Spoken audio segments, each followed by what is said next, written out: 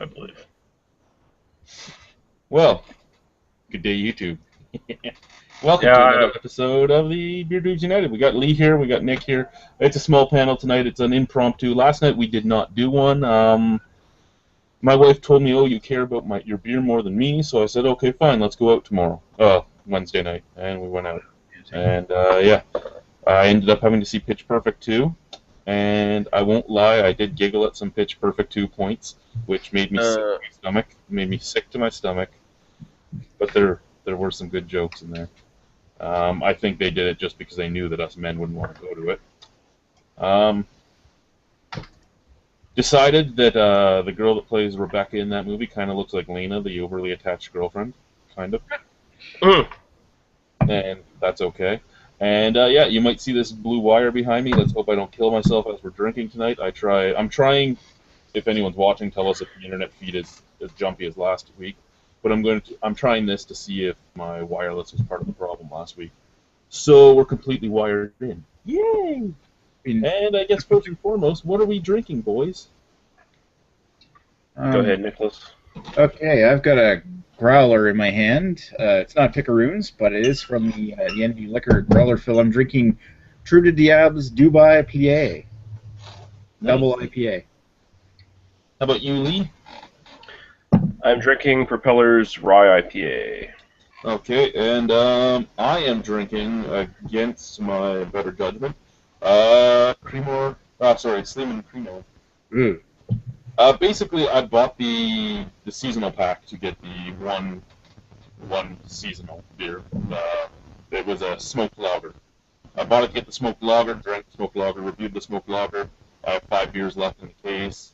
In another few days, they're going to turn fucking skunky because it's a clear bottle, so I might as well get rid of them. So it's nice tonight. Your microphone's cutting out a little bit there, Chad. Yeah. Awesome to know that my microphone's cutting out a little bit. Awesome. But I'll let you know. Because I'm a downer like that. And I don't care what you say, Chad. You know what we were talking about here offline just before we started live. I don't agree with you. I don't think Hitler had just a few bad points and is widely misunderstood. It's already gone skunky, and thank you for trying to make me look like an asshat. Oh, man. Well, first and foremost, I guess we'll go to our regular Canadian beer news, which usually gets our good friend Joseph so angry with us. First and foremost, Sawdust City is bringing Little Norway Pale Lager to Canada. This is the lager that Sawdust City brewed in collaboration with a Norwegian brewery. It was Arendal's Bryggeri. So they are bringing it to Canada. It should be here soon. What style beer is that again? A pale lager. Oh, wow. Yeah. Interesting. Well, apparently that's a big style in Europe. We all know that kind of. So yeah, it'll be available in pints and growlers at the Sawdust City Saloon, in 473 milliliter cans in the brewery retail store, and on tap at select bars and restaurants in the Muskoka region. So anyone in the Muskoka region or close to it, winter is coming. I think a few cans should be acquired and sent to Niagara so I can drink them and send them to these two motherfuckers. Well, you know what? It might be interesting. If it's, what did you say, Norwegian? Yep. If pale lagers are big over there, I remember the Piston Head one from Sweden was actually pretty good. So it could be interesting to see what their take on it if it turns out to be a better quality pale lager. Well, you got to remember as well, Bose B-side, the what was it, the Nordic Pale Lager, well, Pale Ale. The first one they did. Also being advertised is the new summer seasonals from Innocent Gun. So Innocent Gun Canada's put out the White Oak wheat beer, which is actually a nice little beer. They're also putting out the Highland Ale.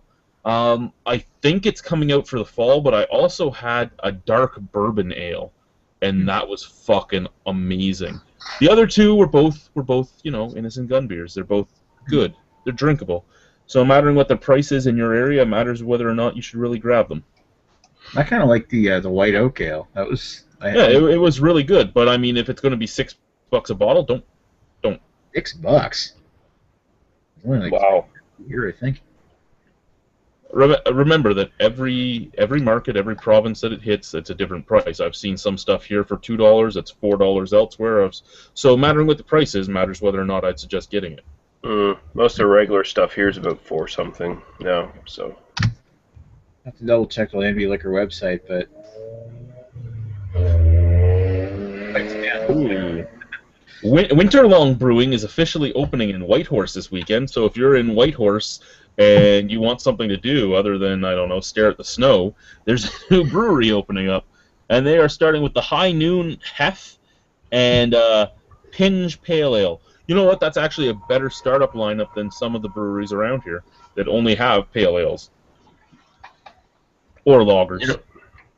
Although it's, again, Hefeweizen, I think we might have covered this at some point in the past. Hefeweizen seems like a weird choice for a brewery that far north.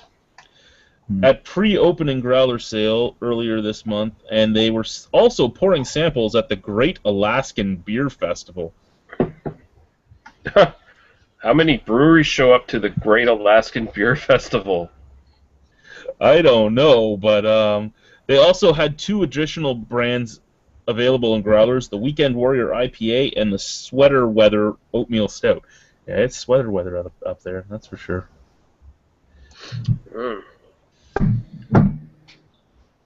Oh, Creemore Springs is opening up its renovated facility to the public in the next month.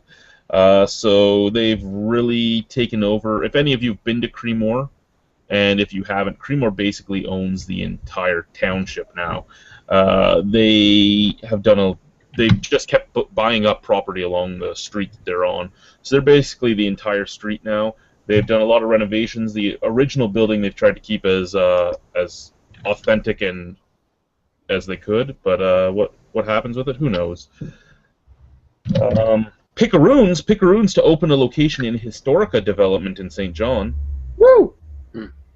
Actually, there's 2 sides to that story. They're opening. They're moving their brewery in Fredericton. I don't know if that's in the article or not, but they're moving their brewery in Fredericton to a historic rail yard roundhouse. It's on the other side of the St. John River in Fredericton. Whereas beforehand they were located basically way back in the woods in a warehouse. So they're actually renovating an entire a historic building that's actually listed on the historic sites register to be their new brewery. As well as they're also opening up a new. Right now, on Queen Street in Fredericton, they have a what's called a boutique. I've been there a few times. I even videoed in there one time, and they've got you can go in Fredericton and actually get growler fills of Picaroons beers. Well, they're actually announcing that they're going to open one here in St. John, due to be opened in the fall around the same time their new brewery is supposed to be open. Up on Canterbury Street, which is actually in almost the same building where Dennis Olin was shot, or what is the one that, you know what I'm talking about, the guy that was shot. But yeah, it's right there down in Uptown St. John, really close to where Big Tide is. It should be interesting to see the competition between Picaroons and Big Tide pick up for as far as growler sales go. Yeah, that will be interesting to see. I wonder if that place is haunted with the ghost of old man Oland wandering around, distributing the cursed with substandard macro loggers. Is it Richard Olin? Yeah, it was Richard Olin, wasn't it? Yeah. Ooh, here's an interesting one, guys. Granville Island names their new brewmaster and announces their growler series. So, 3 months after the departure of veteran brewmaster Vern, which means they really didn't need a brewmaster all that much if you waited 3 months, Granville Island Brewing has named his successor, and has also announced a new series of limited edition beers that the new recruit will be overseeing. Kevin Ems earned his master's in the brewing and distilling program in Edinburgh, so much better than the program we have here. I'm sorry, guys up Niagara College, but yeah. Yeah, and he joins Granville Island after stints at Deep Cove and Coal Harbor. For his first new project at the brewery, What the fuck's going on? That's not me. That's Nick, I think. The first new project at the brewery, Ems will be launching Growl at the Moon, a series of growler-only beers that will be released on the evening of the full moon each month, which is actually kind of cool. The first beer of the series is Attack of the Keller Crabs, a Keller beer that will be available on Tuesday, June 2nd. The release will be marked with 3 nights of classic B movies at the brewery taproom: Attack of the Giant Leeches, Creature from the Haunted Sea, and then Attack of the Crab Monsters. Actually, there will be no cover charges, free popcorn and food and beer available for purchase, and they have to do that because in Canada that's completely in most North America that's completely. I think it would still be illegal because it's drawing people in. They could fight that you're drawing people in with our movies, but those classic B movies are probably free domain by now. Nah, Attack of the Crab Monsters isn't, I don't think, but because I have it right here, and that's an official Roger Corman sort of release. Okay. But yeah, that sounds the movies sound good. I don't know about the beer because it's from Granville Island. I do think that it's a cool little idea, you know. It is. Not make a date, just the full moon is when we release them. Mm-hmm. No, that's a really neat idea. Like I'd even like, you know, I'm not a big fan of Granville Island, but it's not like their beer is horrible. So I mean, and I don't know.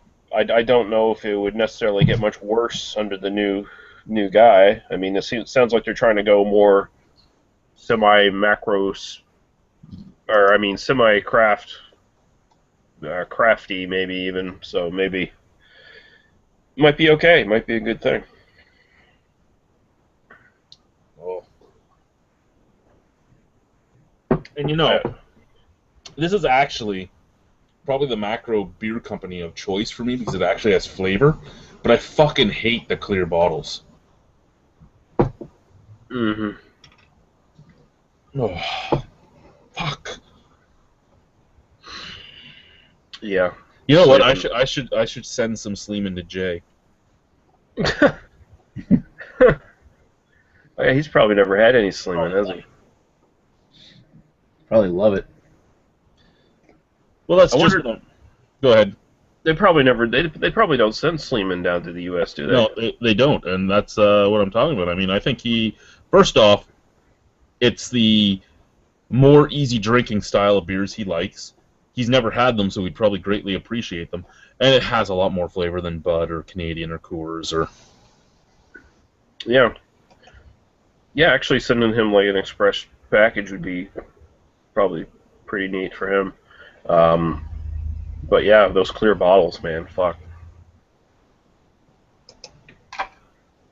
Yeah. Other little bits of beer news. Cameron's Brewing Company today posted a video of them saving a bald eagle that was stuck in a drain pipe outside the brewery. I kind of wish I had gone to cask night tonight. I was told that people were going with me, and then they all ignored me when I said, "Are we going?" And because I would have harassed them while we were there. But yeah, so they heard scratching in their drain pipe, pulled the drain pipe apart instead of waiting for somebody. The bald eagle falls out. Then as they're taking video of the bald eagle, checking if it's okay, it runs into the brewery. Well, yeah, that's neat. You know, if the bald eagle was still on the endangered species list, it might be much more impressive, you know, but no, it's not, so who gives a fuck? Leave it to Lee. Leave it to Lee. Oh, new beer on the market today. Actually, you know what? That'll be a later topic because that's gonna be fun when we talk about that. Because it actually is an amusing thing. I don't know. What else do we have here? That's not really a topic we can talk about. Oh, there's a new app out that you can buy from iTunes. It's beer menus, and you can find the beer menu at different restaurants and stores and such. Not that I would use it or care to use it because I don't really go to bars. I drink at home. But for some of you, you might actually be interested. And again, it's called Beer Menus. It's by Beer Menus, Inc. Oh, interesting. And yeah, find places selling your favorite beers and see when beers you love become available. They'd have to have some dedicated, especially like real beer bars. They definitely have to have someone dedicated keeping that thing up to date because usually beer bars they change their menu daily. Like, Yeah. And it's probably mostly user based. So I mean, if you're in Toronto, you're probably going to do good with it. If you're in Elmer, Ontario, or Elmer, Quebec, you might not have as many people using it. yeah, If you're in Beer Wasteland, Nova Scotia. and if you're like me and you don't own a fucking cell phone to start with, Oh, do you guys like this? The purple shirt? I like this one. I think it actually looks snazzy. I thought maybe your webcam colors were off or something. No, it's a purple shirt. no, it does have that tinky winky sort of element to it. That makes it like a blind Teletubby. Yeah. I think it pops more than the black. So did you just get that or something, or? Yeah, I got a box of them for next year. Nice. You look like Santa Claus and Grimace had a child. Plus, some people... Fuck you. That's pretty good, though. Some people wanted shirts still this year, like Guy's dad wanted one, so I'll send one out to him from the box. Cool. Right on. No. I sent Bylog a message, he asked for one, sent him an invite, and then he never showed up. Sent you an invite, Dick. From the three people we have, yeah. Is the feed working? Is there any questions? Is there any comments? I don't have any more. Feed is working. We do have one comment from Winter is Coming so far. Says he plans on heading up to Gravenhurst in the near future to pick up a few beers for reviews. So he'll see what he can. He'll see what he can do. I kind of have some NB beer news if you want. Go ahead. Throw them out. All right. This weekend is the Atlantic Beer Festival, the beer festival up in Moncton this weekend. But yep. Atlantic Beer Festival is kind of like, what was that Ontario Craft Beer Festival? Was it the Toronto Craft Beer Festival, the one that charges so much for table? Yeah, Toronto Festival of Beer, where it's like almost $2,000 a table. Oh, gross. See, I overheard somebody saying that the ones for the Atlantic Beer Festival, it's kind of the they're charging $200 per table, and some of the brewers, like the smaller brewers, and I know where I heard this from, and he'll remain nameless, but he was saying that it was too much for him just to consider spending the gas money to get it up there, all the beers. You have to basically donate 8 kegs just to have a table there, and no, it's not gonna happen, which kind of really hurts like the small guys, but the bigger players are going to be there. If any brewery says that $200 for a table is too much, they really shouldn't be doing festivals ever. Because 200 is what, double mine, and mine is the cheapest that anybody's ever found. The cheapest other than mine in Ontario is $800. You're looking at $2,000, $1,500, $1,600, $1,000, $800, $100. Now with the TFOB, you're paying your $2,000 to get there, and you're also having to donate. Well, not donate, but you have to pay for kegs that are going to their staff guys for their party, and there's other things too. It's more of the point that in order to get back in the green on actually bringing beer up to the festival, you'd have to expend 8 kegs worth of beer in order to make up your costs. Of course, you're still pouring cups and taking drink tickets, but it's just in order to be able to make up for the costs, you have to donate so much beer. But he was saying that that's the reason why they like the St. John Beer Festival or the Burlington Beer Festival better, because in that department they don't charge as much. Yeah, and compare that to the festivals in Ontario. How many of the breweries that go to those, like the Toronto one, are 3 to 4 hours away? Like there seems to me like there's a bit more centralization there, where there may be the Toronto Festival of Beer, right? Yeah. Anything coming from the Niagara region is about 3 hours away. Anything coming from Barrie is about 2.5 hours away. Anything from Ottawa, about 2.5 hours away.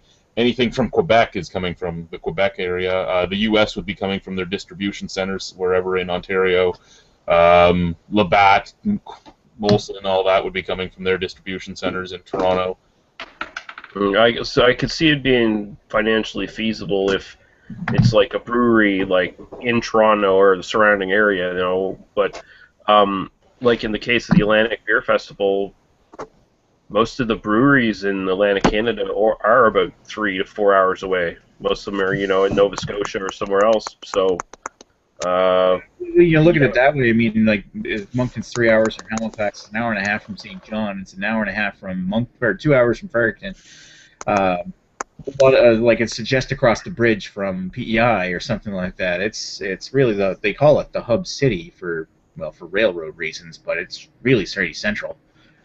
so I wouldn't. I don't know if I'd be willing to pay the money for just my gas costs and stuff getting up there and back.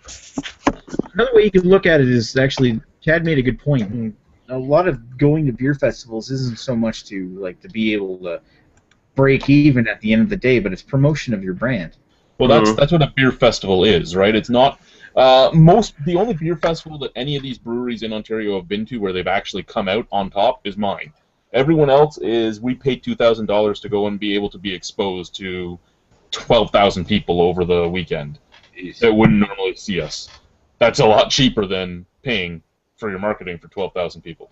I don't know what the Atlantic Craft Beer Festival gets in as people, but even if it's 2,000 people, you paid like what, 10 cents a person? That's the best marketing you're ever going to get. It's often seen as New Brunswick's biggest beer festival. I mean, I think Halifax Seaport in August is still bigger, but it's the biggest deal, and even Empty Liquor really makes a big deal of it. And that leads me to my next news point, is that because of one of the people that's putting on a display over at the Atlantic Beer Festival is, I think they're called McClelland Imports.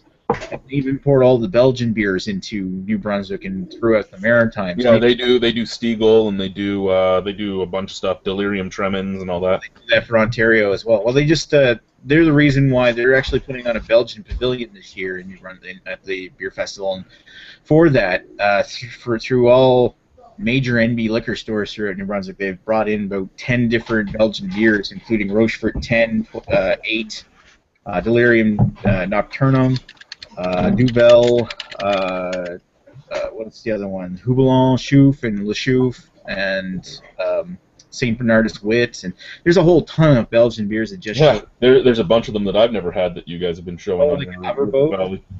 I picked you up in Averboat, by the way, dude. I don't know which one that was. Was that the white one with the red label? I can get you the Guillotine, but that was the all-white one. It was the brown bottle with the white label. Okay. See, I didn't know. I'm just watching what you guys are posting. I'm like, oh my god, look at this shit. Well, it was the one where you commented on the photo saying, "This needs to be in my mouth." Oh, yes, okay, yeah. Because you were talking about how good it was. This was a beer photo, was it? Yes, it was a beer photo. It wasn't a picture of anything else. It was beer. Okay. I posted in River Valley Beer League, which is the Facebook group that me and Don run. Good Lord. How many more Facebook groups are there? Well, it's mainly for like St. John centric, but it's a lot of people from around the Maritimes and Chad in it. If you want in, let me know, Lee. No, I don't want it. All right. No, like I was saying, also the way that they run their contracts matters too. I mean, if you're getting paid back anything for your drinks, $200 isn't that much. If you're not getting paid back anything, because some places the way they do it is you pay your vendor fee and then your beer is just sold and that's it. If that's the way it's going, where they're making all the money on the drink tickets, okay, I can see it. We're throwing away this beer, and we paid money to go there. Maybe it's not worth it. But yeah, it all matters the little details on it, on what it would do. But I mean, if I was running a brewery and I was told this beer festival is $200, and drink tickets say are $2, and I get $1 to $1.50 back from each drink ticket, I'd fucking jump on that. Yeah, if I could make my gas back, then I'd be happy. I guess. That's like places like Mash Paddle just whipped up a batch, especially for the fest. Well, we were their first commercial batches, yeah. They just got their license. Yeah, they got their license 28 days before the festival. The beer was fermented 2 days before the festival, and then they had to force carbonate it before they came. Yeah, but now they've got they went from nobody knowing who they are to I don't know however many tickets you sold that day. They ended up making 5 something, so they would have sold like 300 tickets. Yeah, so because my reimbursement was $1.75 per ticket, so I kept 25 cents to try and make up the 3 free tickets I gave people on their entrance. Yeah. And then, yeah, they made $1. Our payouts actually range from 196. Sorry. Now remember, it was $100 to get into the festival. So our payouts ranged from 196, which was the lowest, which again was the lowest from last. No, the lowest this year was Niagara College, but they didn't have any expenses. They were coming right from Niagara College. But anyway, so 196 was the lowest, and the highest payout was 902. And that went to Broadhead. Oh, they had a pretty good. They had a pretty good placement. They were right in the middle. Not just their placement; they had a huge range of beers. Like they brought like 9 different beers with them, and in the end, they left with 1 beer. They left with half a keg. Wow. And the next highest after them was Black Swan. Black Swan lost the third. They would have actually won People's Choice, Top Brewery, and Top Beer if they had sold 4 more drink tickets. Wow. They were 3 tickets behind. So the way I did it was, Top Brewery got voted on, but People's Choice was whoever had the most drink tickets. I wish I had like 4 drink tickets left over at the end of it, and I threw them in Highlander's pot. So sounds like if I had been there, I probably could have put them over the edge. Fuck you, Black Swan. That's right. I missed Black Swan's the Wild Child, and I really wish I had tried that. Everybody's raving about it. I tried it, but I think it was towards the end of the evening, so I don't remember it so well. I still have a growler of it upstairs. Damn it. If I had known you hadn't tried it, we could have drank it one of those 2 last nights. It was just sitting in the fridge. I actually almost said something, too. I was like, are we going to crack open the Wild Child? Because I thought we were going to. Oh, well. I just had so much stuff down here to get through. I popped both the kegs. There's still beer in the fucking keg fridge. There's still beer in the fridge. I'm trying to get the fucking crispers back into the fridge. You know what I'm going to do? And this might sound stupid, but I'm going to do a blind taste test of bottled water. Okay. Oh, because you got like 4 different varieties. I have 6 different varieties of cheap stuff from the festival, and then I went out and I bought a bottle of Evian, a bottle of Fiji, and a bottle of Nea, the high end ones. So I'm going to put the 6. I'm going to do the 6 cheap shits against the high end water and see which one's better. Just don't do it in Dixie cups. It's not proper glassware. I'm doing it in Dixie cups. No, you can't do that. I have to do it in what is the exact same for everything. I don't have enough cups of any. Well, I could do it in all Vinyl Beer Festival's cups. You gotta use a TQ. We need to see the color of the water. Yeah, the color of the water. I have 7 boxes of albino beer glasses left. So there you go. Yeah, one last little bit of beer news from Brunswick. Let me bring it up. NB Liquor, I don't know if there's probably not many people from New Brunswick actually watching this thing, but if anybody is in New Brunswick, the 4 main growler fill-up locations, Dieppe, Fredericton, KV, and Sackville, are serving all New Brunswick beers this week, and they've got on tap for $10 a growler fill. I got the Picaroon's new beer, the Historic Brown, featuring the Connell stamp, which is rumored to be the same thing as 104 Regiment Brown Ale from 2 years ago, so I'm not super excited about that. Pump House has got a specialty batch featuring their Beer de Garde, the Atlantic Canadian Beer Brewing Awards gold medal winner for 2014, which we have bought already. Yeah, 1 gold medal apparently. Really? And Petit Sal's Sur Catherine, which is their IPA. Huh. I'm thinking of picking up a growler of the Petit Sal. Yeah, that sounds interesting because the regular IPA is garbage. What? No, there was Petit Sal, Sur Catherine. Petit Sal from Edmundston. Okay. I don't know who they are. So. Yeah, they're fairly new. They actually started up last year, but they already have 3 different beers in 6-packs in bottles, and they're the ones that have the little stubbies.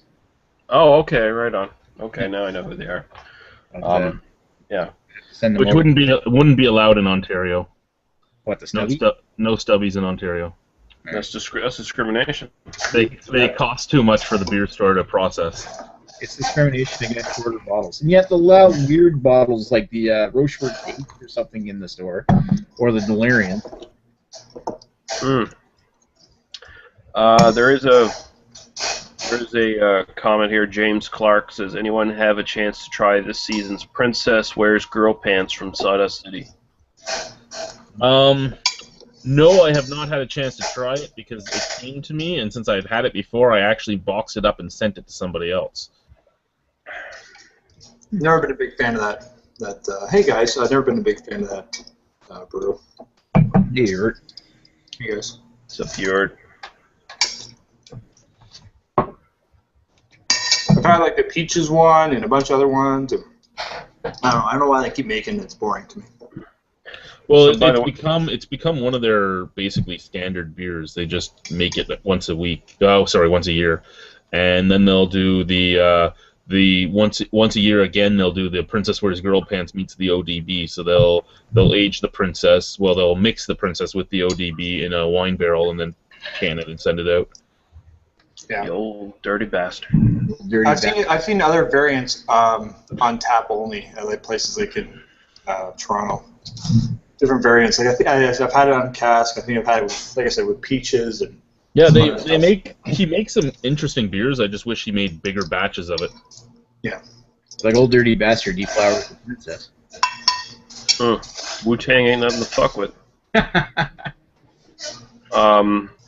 What is Ewart and what is Greg drinking? Oh shit! I shouldn't even say. But Jesus Christ! Is this wheat? Here, I'll actually turn on my camera. Don't mind what I'm wearing. I just cut the grass, so. And did you just put it in what you're drinking, or are you drinking it? Oh, look at that! I know. Look at that! I know, man. What a traitor! What a traitor! Traitor to what? I'm the only one on this cause. Traitor to yourself. You're lying to yourself, sir. Nice I mask. only hear good things, and you know what? I said, you know what? I shouldn't be such a snob. I should just, Mitch makes good beers. I should just try it, and then hate it right after. Everyone remember the story of Dr. Jekyll and Mr. Hyde? You're seeing it right here, right now. What's he drinking? Sorry, I was reading the next topic. What's he drinking? It was a Stone beer. Nice. Stone Delicious IPA, which I only hear awesome things about. Fuck you, Greg Cook. I fucking hate you. I'll never drink your shit. Fuck you. Fuck Greg Cook. I know, so come back to bite me in the ass. When I was buying it, I said, you know what, should I do this? I'm like, I'm just going to hear all kinds of shit. So I'm like, you know what, fuck them. Fuck you guys. Fuck the trolls. You're lucky Anyways. this is on Thursday night and not Wednesday night because Joe would be going off on you. Aaron would be beeping the fucking shit out of the Facebook. It would be going insane. Oh, I'm sure this is going to come up next week. Sure, I'll watch the recap and then say something. Well, I'll tell you right now, it's not worth the hassle. I mean, it's good, but... You know what I'm drinking? Sleeman Honey Brown. That's potentially worse than what I'm drinking. And Lee, to answer your question, politically compliments natural spring water. Oh, I should go get one of those too for the blind taste test. Okay, Greg, remute yourself. All right. So how was this year's Girls Wear... Princess Wears Girl Pants. I'm going to put that out as we continue to talk. So one of the topics we talked about last week when people couldn't actually watch us because we were coming in and out was a topic that was brought to us by Massive Beer Reviews about Pizza Boy and Owls of Hamptons. Yes. So, yeah, more information. I think I broke my headphones. There we go. More information came out on that the next day, and Al's actually deleted the entire thread. He deleted. Of course he did. They deleted everything that had anything to do with it. But Nothing dies on the internet, man. Nothing dies. He had some great comments that he had made, and more information came out about the people that were freaking out. It wasn't people just freaking out about it being $33. They were freaking out on it being $33 at the brewery, while it was $24.99 at not Wegmans, sorry, at what, Tops? Yeah, $24.99 at Tops and $25.99 at Hills Farmstead. So they were freaking out that he was selling it for $33 at the brewery and saying it had to be sold for that for him to make his profit. It was being sold for $7 cheaper elsewhere. Scumbag. Yeah. And a lot of people were talking. I actually got in on a lot of this too, and he just kept coming back to me with things like, "Well, this is I'm selling it for the price I have to sell it at for my business to succeed." And every time he'd say something, I'd be like, "Just say this is the price, like it or not." And he'd come back with something else and go, "I'm doing it because..." No, don't give a reason why you're doing it. Say this is the price and leave it at that. Like every time you make an excuse for it, you look stupider. Wasn't he saying he had to pay like the gardeners and shit like that? No, that was his staff members. His staff members were trolling people. Let's see. I have some of them because as Hubert says, nothing dies on the internet. I actually copied and pasted some in our chat here. Lee would actually see that chat too, and so would Nick.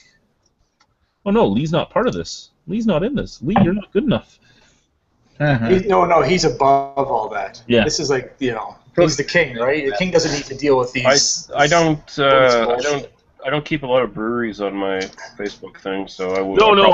You were in. I thought you were in this group chat where I was posting, like I was copy pasting the things he was saying. Oh. I don't know. If you didn't include me in it, then that's your That's your fault, not my fault. Lee likes to drop out of chats all the time, so. One of the things was one of his staff members was calling somebody stupid for saying they liked Loon, the Cantaloon, better than his beers, and it's a sad world when you have a stupid palate for liking Cantaloon better than something. Geez, yeah. Girls and boys who run breweries, keep a fucking short leash on your people who handle your Facebook and stuff like that, because newsflash, there's this little button on the keyboard called print screen, and you can press it over and over again and keep saving those pictures to fucking JPEGs, and yeah, it'll come back to bite you in the ass if they're not already just doing copy and paste of the text onto a text file somewhere. But print screen is even more damning, and you should just probably, not engage in that kind of bullshit online with your consumers. Yeah, and I mean, have I ever had the beer? No, I can't talk about the quality of the beer, but I can say if I was a consumer, I would be super pissed off if I'm buying it for $33 at the brewery and being told it has to be sold for this for me to make money, and then seeing it at a Wegmans or at Hill Farmstead in another state for $7 and $6 cheaper. I would be furious. I'd be furious that I was just lied to and that I was fucked, basically. And, if that was one of their legitimate excuses that they had to pay, like, the gardening staff or some shit like that, it'd be like, does the gardening staff know that they're getting shortchanged when you sell it over here instead of over here? They're not even getting a cut out of it at this point?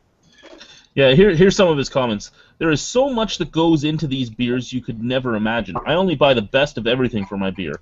I can assure you the hype does not price my beers, I do. That's right, you do price them, but you're pricing them $7 more expensive at your brewery than what you've sold it for Wegmans to still make a profit on. So actually, you probably priced it $13 more expensive at your brewery than what Wegmans bought it from you for. Mm-hmm. Perhaps when you go to the brewery, you're paying for the ambiance and the experience as well. Yeah, I'm starting to wonder if his distributor, right? If they set certain prices and they start talking about volume, says, "Hey, I'm going to make this batch. I'm going to have whatever 2,000 cases of it, and I want to list 1,000 of it out in the market." That place, and the distributor's like, "Well, we have to, in order to move it," and they do analysis, right, about price points. We have to sell it. We have to buy it for this, and we'll probably list it for whatever. And he's like, "Shit. Well, it does cost a lot of money." He's like, "Well, I'm going to absorb, or I'm going to get some of my profit or get some of my margin back by upcharging it here because I have control over that price." Whereas in the market, the distributor or whoever sells it has that certain prerogative, right? So he's looking at personal margins, and otherwise, hey, the distributor says, "Well, I'm not going to sell it at that, or we can't sell it at that, so figure it out." So he's like, "Well, I got to get my stuff moved because I made this much." I don't know. There's something going on where he's trying to offset some of, knowingly that there's some other ones out there not getting the margin, but at least it's a guaranteed sale. So he just moves it to get instant income, gets it out there, they sell it for whatever, that's their prerogative, and he makes up the rest at his end, hoping that no one figures it out, and obviously they did, and now he's... Yeah. Now, another thing that was going on was somebody was asking him, why don't you sell it in smaller bottles? That way the prices would be less. And his staff was going on about how you can't. And then I came up and I brought up the price of bottles. I'm like, okay, well, this is the price of what 750s are from the lowest end to the high end. This is the price of the lowest end to the highest end 355s. I'm like, so even if he's buying the lowest end 750s, he could buy the highest end 355s and still make the profit if he's selling them. And he came back to that with 355s are very labor intensive. We only have 2 employees in the brewery and 1 part-time. It is something we are looking into. Well, yeah, you got yourself caught in something, buddy. Yeah, he's making excuses. Bottom line is, guys like to sell bombers because people are used to paying $10 a bomber. But they won't pay $5 for a 355. People will pay more money for a bomber, and that's the reason people sell bombers. Exactly. Owls of Hamptons, I know what my overhead costs are for everything, and I can't sell that cheap. We have a payment every month for rent, brewery equipment. I never called anyone cheap. It was a comparison of luxury expenses alone, not the product. Then another one, he said, the bottles are wholesale to Owls from Pizza Boy. We have a markup we add to the bottle. So basically, that was one of the problems I think he has, is legally he has 2 separate business entities. So he has Pizza Boy as the brewery, Owls is his restaurant. So he is wholesaling from Pizza Boy to Owls. So he is taking money from Owls to pay Pizza Boy for the beer, and then he is charging extra at Owls to make back the money he's already paid himself to make a bigger profit margin. At this point, I don't see why he just doesn't cut his losses, say, you know what, guys, I'm sorry, I apologize, I'm dropping down my price to $25 at the brewery to match Wegmans, and I apologize for being an asshole. No, I don't even know if that would help at this point. I think pretty much as soon as anyone smells the slightest hint of douchebaggery, you're pretty much done. I mean, yeah, he's burned a lot of bridges right now. So if I was him, I wouldn't even brew that beer for some time. I would just go to easy stuff to make and just hey, it's not worth the headache. I love making nice beer that's hard to make with a lot of ingredients, but it's not worth the headache, and people can't get behind what I charge for it. So I'm done making that kind of shit for some time. And I mean, me and you were talked about it in that conversation too, about how neither of us have had the beer, and we'd be willing to try beers from him. But I mean, for me to try that beer, for the $33 beer, I'd at least have to find 2 people with me. I mean, basically every beer I buy anyway, I'm sharing.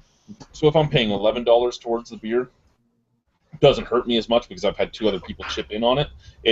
I would not go out and pay the $33 for the beer for myself, because in the end I'd be sharing it with somebody anyway. And I wouldn't pay $33 for that beer, especially when I've had nothing from him. But I do hear that he has a lot of beers that are like $7, $8, stuff in that range too. So I mean, I'd be willing to try his stuff just to try it. But yeah, douchebaggery is what that entire thing screamed. And it took him a full day and a half. No, it was probably 2 or 3 days before he took it down. But it's all gone. He even had made a picture about haters gonna hate. This beer is haters tears. Yeah, this beer is brewed with haters tears, and like he was going full douchebaggery, and then somebody must have said, "Man, stop." Yeah, I would guess. Well, he obviously doesn't have any PR people, but I would guess that somebody who has some wisdom that he might listen to, perhaps a lawyer or someone, tell him to shut the F up. Yeah, pretty much. Or his accountant. So this is sort of like Michael Arnold if old man Michael Arnold learned how to use the internet machine and started telling his customers to fuck off online. Hey, Chad. Yeah. Can you send Dale an invite? Who? Dale. I don't know. Is Dale gonna actually not have screaming kids in the background and feedback? And we all got issues, man. We all got issues. Dale, it's coming right now. I'm just fucking with you. Speaking of issues, Joe just walked in. I know. Yeah. So what is Joe drinking and what is Guy drinking? Guy go first because Guy showed up first, and Joe's opinion is not as important as Guy's. So. I have found this LCBO Big Rig Black IPA. I like that one. I don't like the gold. I like the black IPA though. I like the gold, but not the black IPA. Oh, okay. It's cute. Talk to the hand. How about you, Joe? What are you drinking? Beer. That's a What beer? Just a beer. Okay. What is it? It's a beer. It's in a glass. It tastes What beer is it? All right, don't be. My opinion doesn't matter. Fuck you, Lee. It doesn't really We're ever not matter. asking for your opinion. We're asking for a fact. Nobody should be subjective. B, There just is tell us the there is facts. a beer. It's a beer. Who keeps on sending a message? Is that Dale? I don't know. I just sent him an invite. So. Jesus. What? I'm drinking Old Pro Goza from Union, I think it is. Yeah. DJ sent it to me. So. Nice. Actually, Guy, now that you're here, I got purple shirts. What size is your dad? I'll send him your shirt. Large. Okay, I'll pull one out of the box. Very nice. Grande. Save your money for July, eh? Oh, don't worry. I got no. These were yeah. Don't worry. I'm good.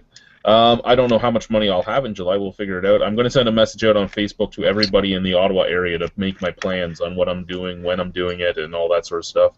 So I'll send it out in the next few days. You can go see Castle Brewery first. Go see Mario, if you want.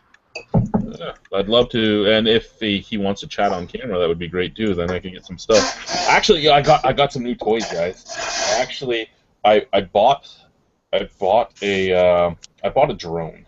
Okay, I bought a drone to fuck around with. It had it had a camera, so I bought it to fuck around with, and then it's a new company apparently that just Don't worry, I'm good. There's I don't know how much money I'll have until I will Dale, earphones. on Facebook to everybody in the Ottawa area. Dale, earphones.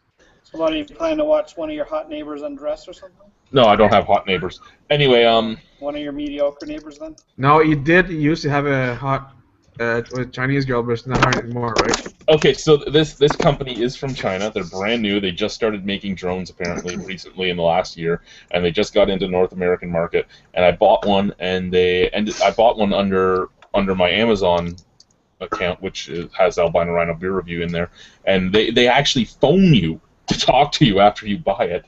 And they actually sent me 3 drones. I bought one. They sent me 2 others to play with because I said I bought it to try and do weird things for my beer review with, like lower the beer into camera and all that, and lower the opener and stuff. So they sent me 2 others to play with. They're like, well, this one will carry more weight, and this one. So I have to try and learn to fly them, and I have to make my wife learn to fly them, and then we're gonna have some fun with them with beer reviews. Cool.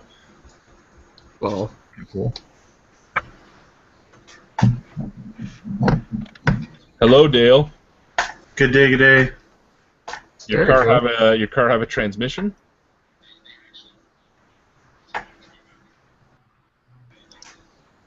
Dale. Dale, What? your car have a transmission now? Yes, yes. Cool. Everything is good. Good to hear. Good to hear. Is it gonna last till July?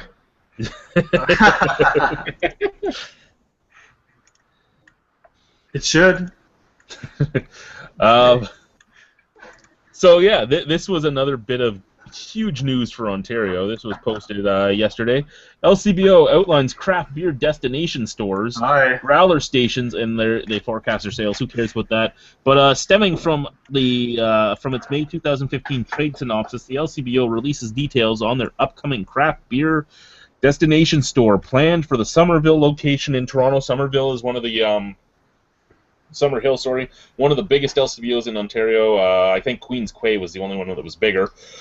It's going to be adjacent to that. It's supposed to be. Yes, It's supposed to be a destination store that will have every single craft beer listing in the LCBO listing set for sale there. They're going to be opening 25 of them across Ontario. I hope one is in Niagara. I'm guessing you'll see a bunch in Ottawa. I'm guessing you'll see a bunch in Toronto. You'll see one in Mississauga, Oakville, Burlington, Barrie, London, Guelph, like all the big areas for craft beer. I'm hoping Niagara gets one. I know Hamilton will, but I don't want to travel to Hamilton to buy beer. My wife won't drive me to Hamilton to spend a few $100 on beer.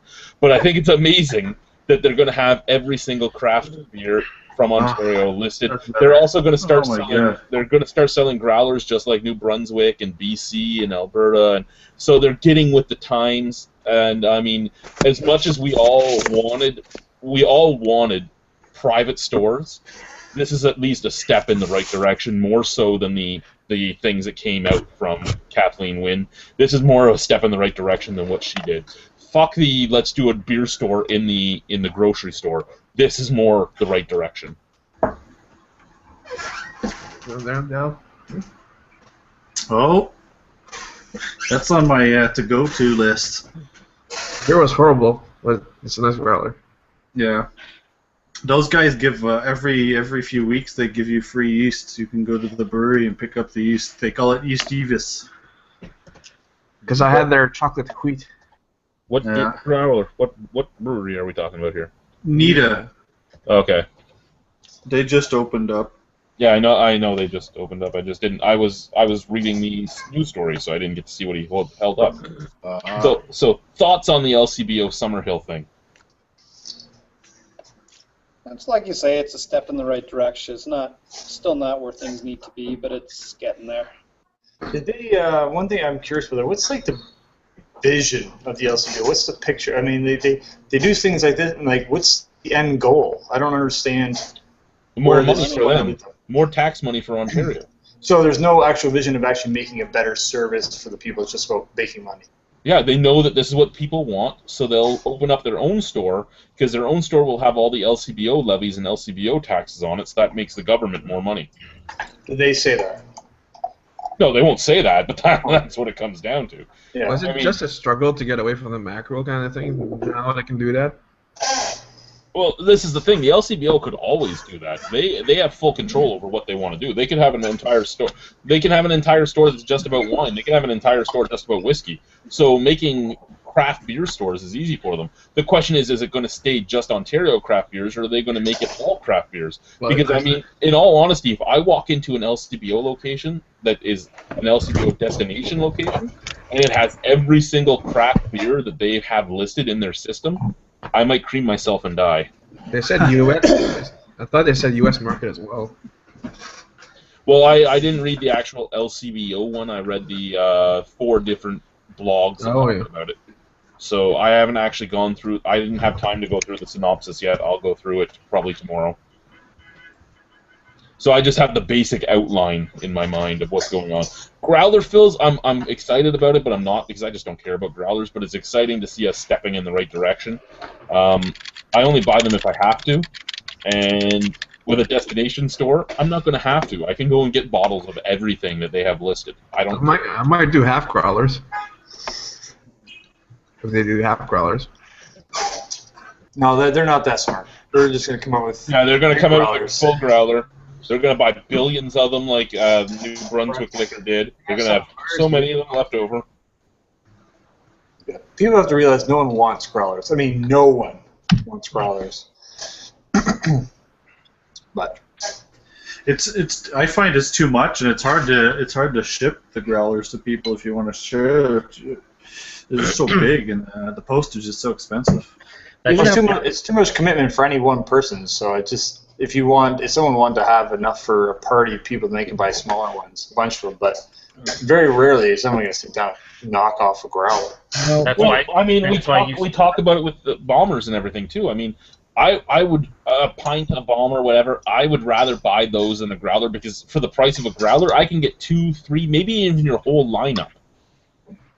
Well, If it's in smaller. That's why you see more of a push for 32 ounce and even like the 16 ounce growlers. I know you bought one recently, but you know.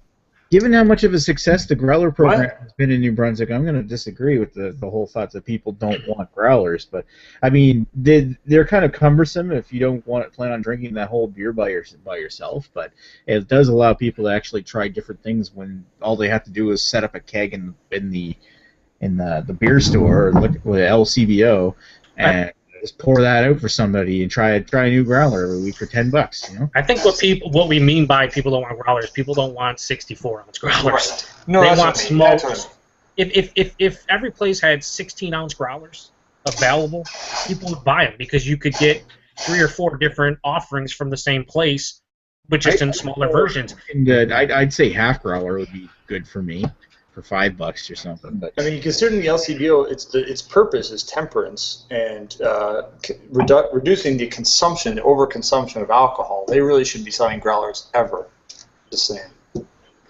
Jesus, Hey, man, I'm just telling you. We're all talking about price too. They're not. I don't think they're going to be $10 to fill at the LCBO. They're going to be more because what's going to happen is they're going to be giving it to you cold right off the tap, and they're going to say, "What if you drink it right outside?" And more places need to get in to what a lot of U.S. breweries are doing. Do the crowlers that they're doing? I was going to bring up those crowlers, the cans that are sealed right there. Like awesome. it's basically a single canning line that seals right at the spot. Here, in Western Europe, Resurgence just purchased. I believe Oscar Blue sells them, the actual crowler machines, to any brewery that wants to buy one. They have the I don't know if they have a patent on it or whatever, but they sell them to other breweries. Resurgence bought one here, and you can go in and get 32-ounce crowler of any of their offerings. There's a space on all the labels for the crowlers, so they date them and everything. And what's their longevity compared to a growler? Oh, I mean, it's a can. I'd assume it could last, quite a while. Yeah. See, I haven't actually seen a machine. I've just read about it, so I didn't know if they seal just as well as a real can, or if they. I've had one. They're just like a regular can. Okay, so they're full can, just sealed right there. But they're a big in can too, like 32 ounces. So. Yeah. And what's the price from Resurgence on one of their cans? I don't know. I haven't been there to get one yet. Oh, by the way, Owls of Hamden has a crowler machine. Yes, they do. Yeah, they do. That fucking guy. It's so expensive. He's got to pay for it. So he's gonna upcharge all his other shit. I forgot I saw what the price was for the crowler. I think it was for the actual machine itself. It was a decent chunk of change. But I mean, you're using cans instead of fucking huge growlers, and I'm sure in a very short period of time you're gonna make enough to offset that and then make a ton of profit. But I don't know. I like the fact that you don't have to.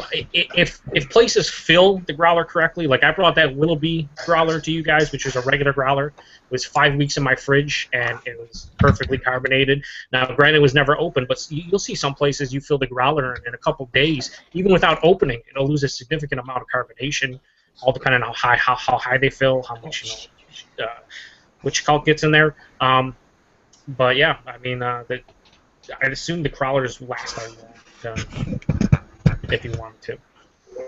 Yeah, like a growler, again, it matters if it's filled on pressure. Like if it's capped on pressure, it should last. If they do the shrink wrap that some of them do around the top, that keeps more air into. What is it? A lot of them will say 7 to 10 days. Most of them say 30 days is the max. The Black Swan guys, they say 30 days on theirs. What about the flip top?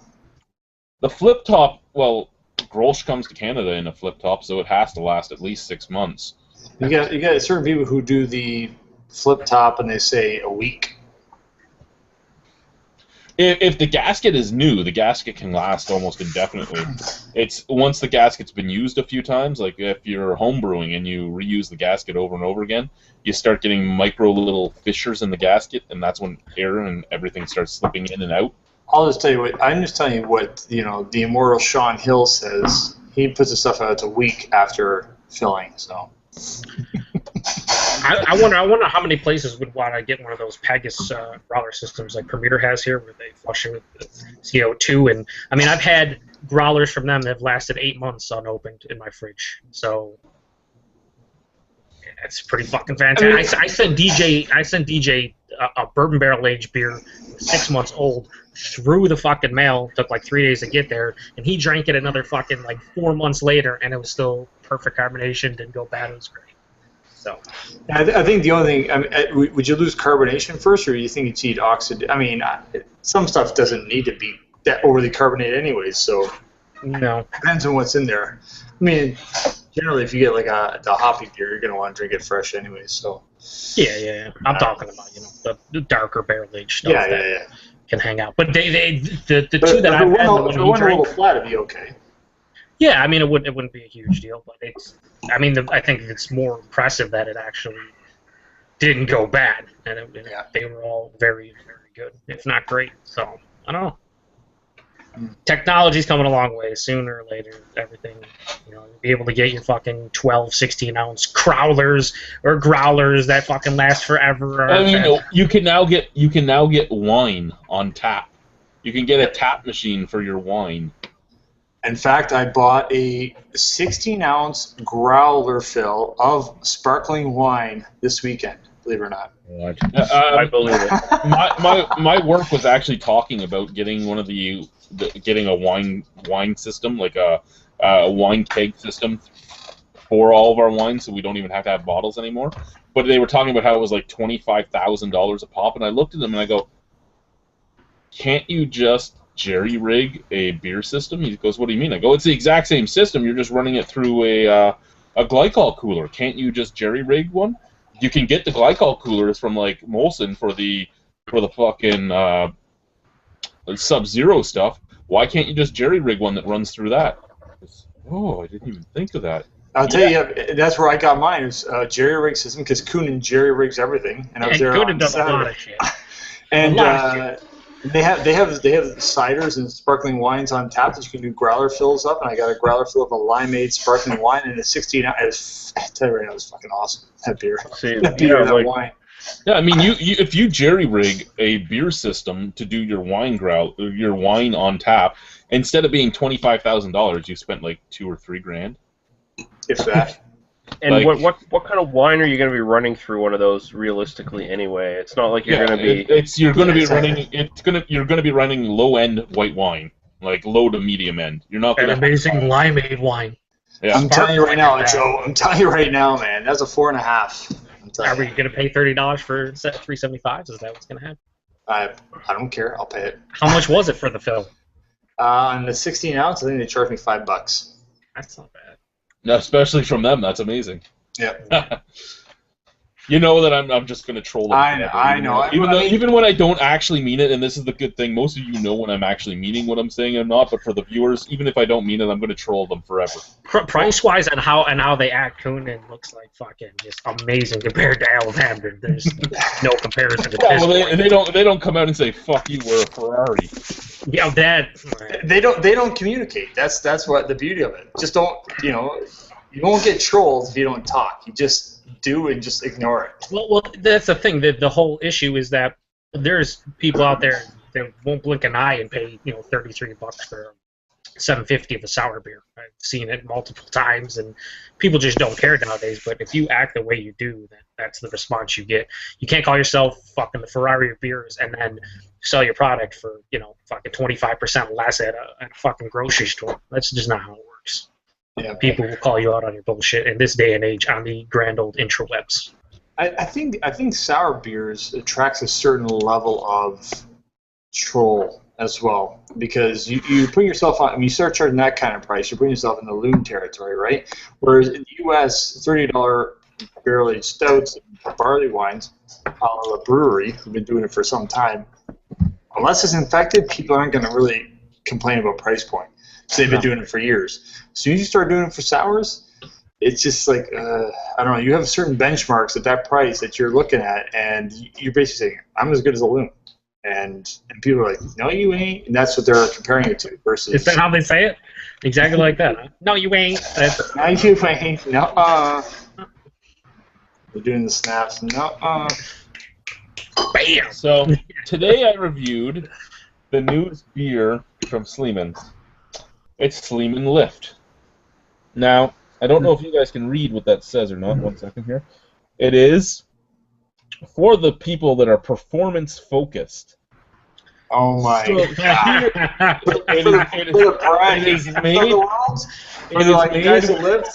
It's made with coconut water, so it actually does replenish your magnesium, your potassium, your salt. However, here's my question: how did, for those performance focused, get past the LCBO branding, but things that have elixir can't be because they might make you think it's good for you, or things in an elixir bottle can't be sold because they might make you think that it's good for you, or things that say anything about health can't be there because it makes you... Like, how did Sleeman get away with that, but those guys can't? Is that the original Formula 4 logo?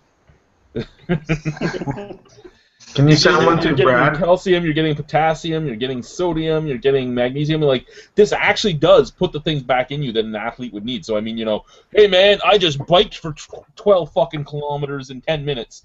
I'm amazing. You know what I need, bro? I need a beer that has 150 calories in it, so it doesn't matter that I just biked for that long. Give me my beer. Ah! And this goes to replenish my sodium. Yeah, like I understand the market they're going for. I just don't understand how this got okayed. But things like Railway City's honey elixir was denied because it said elixir in it. And I know what's going on. Japanese yakuza, they're strong arming the government. I just want to see Brad review one. Do you even lift, bro? Yeah, exactly. I mean, Sapporo, those Japanese, they're shifty people, all of them, every single one. PlayStation Banderu. You can't trust them. You can't trust them. Oh man. Any country that has vending machines that sell dirty schoolgirl panties, you can't trust that shit. Hey, there's nothing wrong with that. I'm not saying there's anything wrong with it. I'm just saying you can't trust them. No, that's real freedom. I'll tell you right now, that's real freedom. It's real freedom. So we have 5 viewers. Any of you have any comments, any questions, anything you want to talk about? Any of you want to join the panel? And what do you guys think? Why? In all honesty, this actually didn't taste bad. It tasted like a Euro lager with a little bit of salt. It wasn't horrible. I would buy it again. I mean, there's nothing wrong with it, and it's cheap enough. Yeah, Euro lager with salt. Where do I sign? Sign me up. You know, well, no, it was basically tasteless with a little bit of salt and a little bit of sulfur. You know what? Actually, That's what she said. No. Yeah, the compliments are going downhill. First it was a Euro lager with salt, now it's tasteless with salt. Well, Euro lager is kind of tasteless, so that's why I added the sulfur. It's kind of tasteless with a little bit of salt and a little bit of sulfur. It's fine. It's drinkable. I understand what it was made for. I just don't get how it can be okayed and how it was allowed to get on the market with that. You don't taste any coconut. You just get the saltiness from the coconut water. And actually, it's crystal clear when you pour it, which is kind of scary to me because I've never seen a crystal clear coconut water myself. Well, they got filters, man. But I was gonna say anybody like when they were younger, probably I don't know. I've seen it before at certain bars where the pilsners and lagers, people putting salt in their beer. Have you ever seen this? Because I don't drink that shit, and I haven't seen it around place that. But most of the time when I've seen it, I've asked about it, and they're doing it to kill the head, is what they tell me. Ah, okay. It's been like maybe a decade since I've seen anybody do that, but I remember seeing it quite frequently. Maybe they don't want to eat pretzels. I have no idea. Yeah, sometimes you'll see them stick their finger in for a second. Yeah. And they're saying they're putting the salt. Terry K, maybe. Terry K would get all it. Well, he would get all. Yeah, he'd be like, "Oh, you don't have to have like 3 feet of head," and he would be like, he's fucking putting his finger in there, and I'm like, settle down, Terry. Settle down.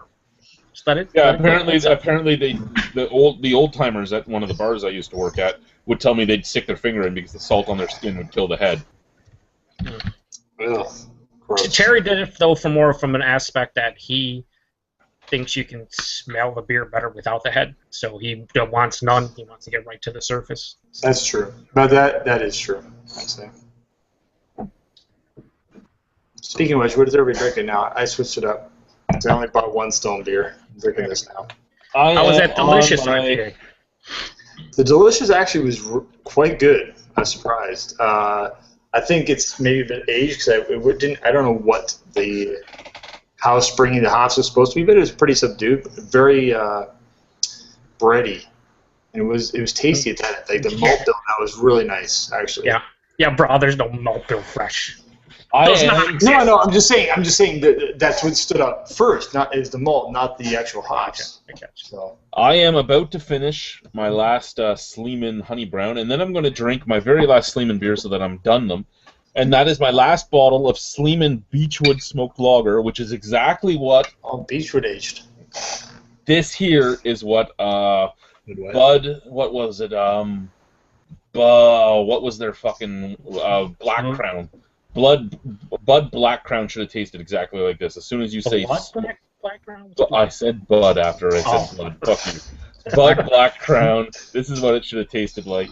And, yeah, it's not a horrible beer. It's just not that great. So once I'm done those, I'm done my Sleeman stuff, and I can move back to craft or crafty beers.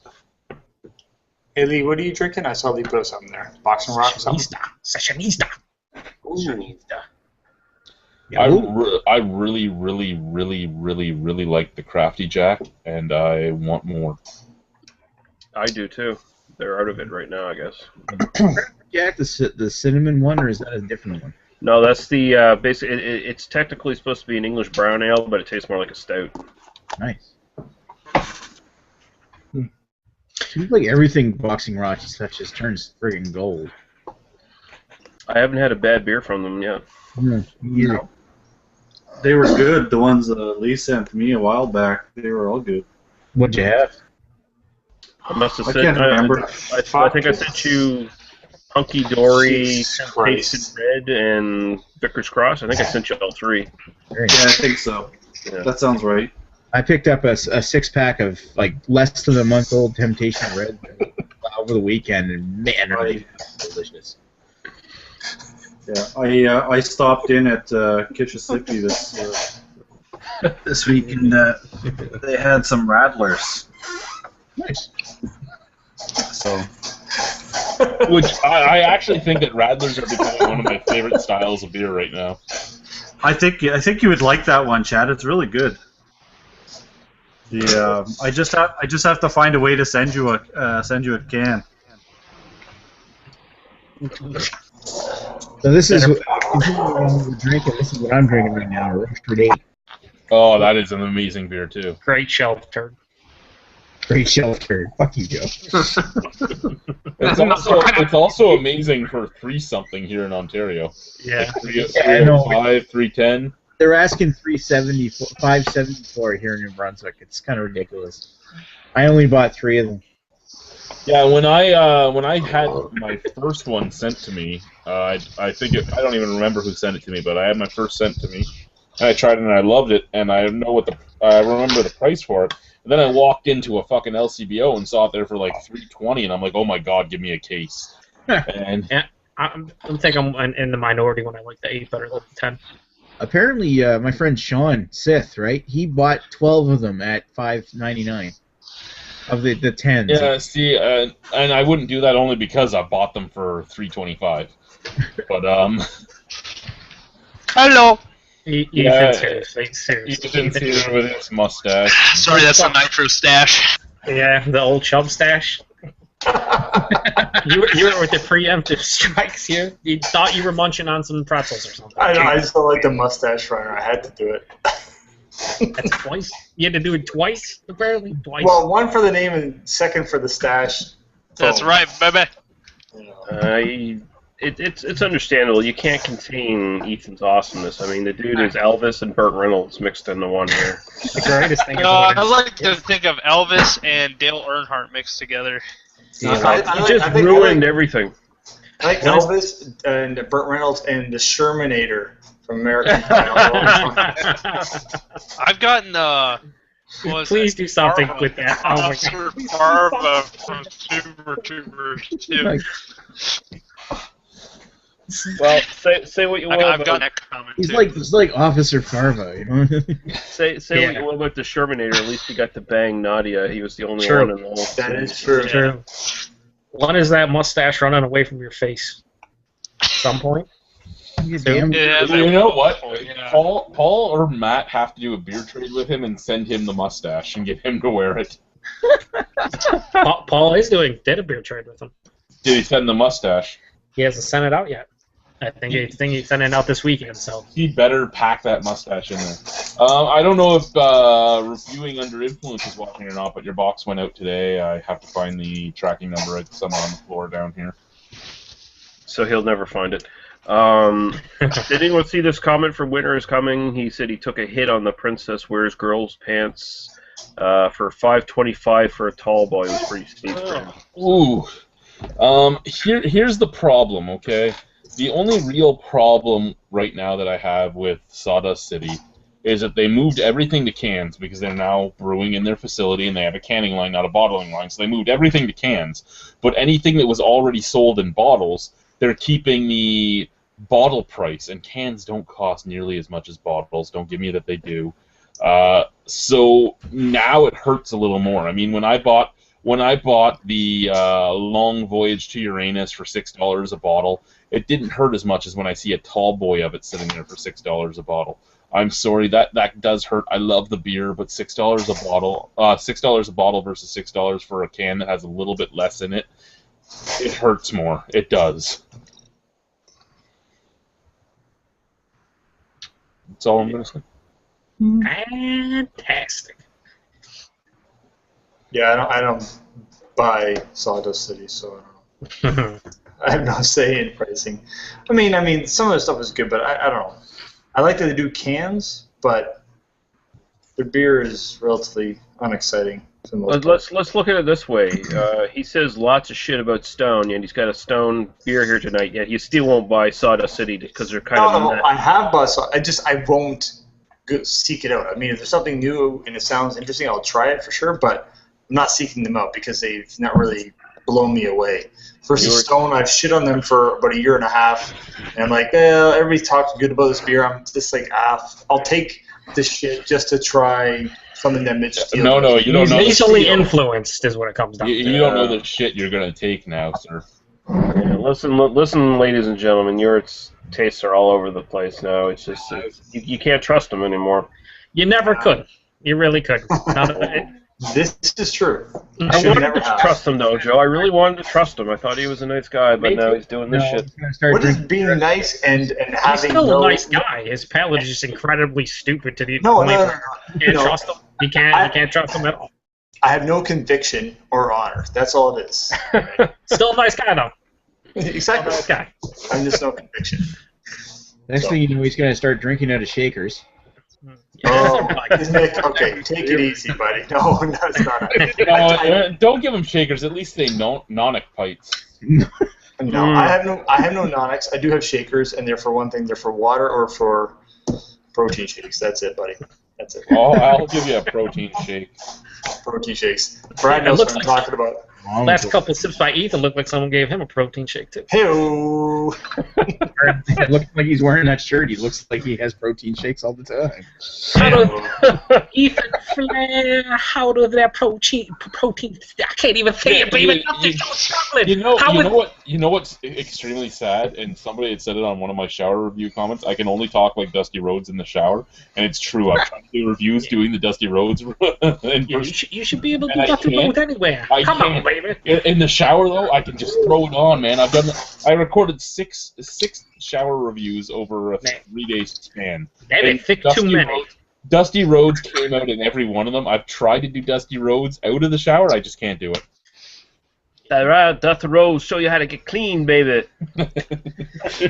Ethan, you got to put them soap suds up in every corner. I don't know if any of you saw. I don't know if any of you saw it, but I'm decided that Mercedes Farrell there is Joe, because I posted the next one. No, I posted the next video, and Mercedes Farrell is like, the Rhino is back. He's giving no quarters. My disliking and all that didn't work. I'm gonna have to go to different means. And I'm like, yeah, this is somebody full on trolling me with a full on troll account. So that troll, I will be honest, that is not me. And who is the person, Mercedes, right?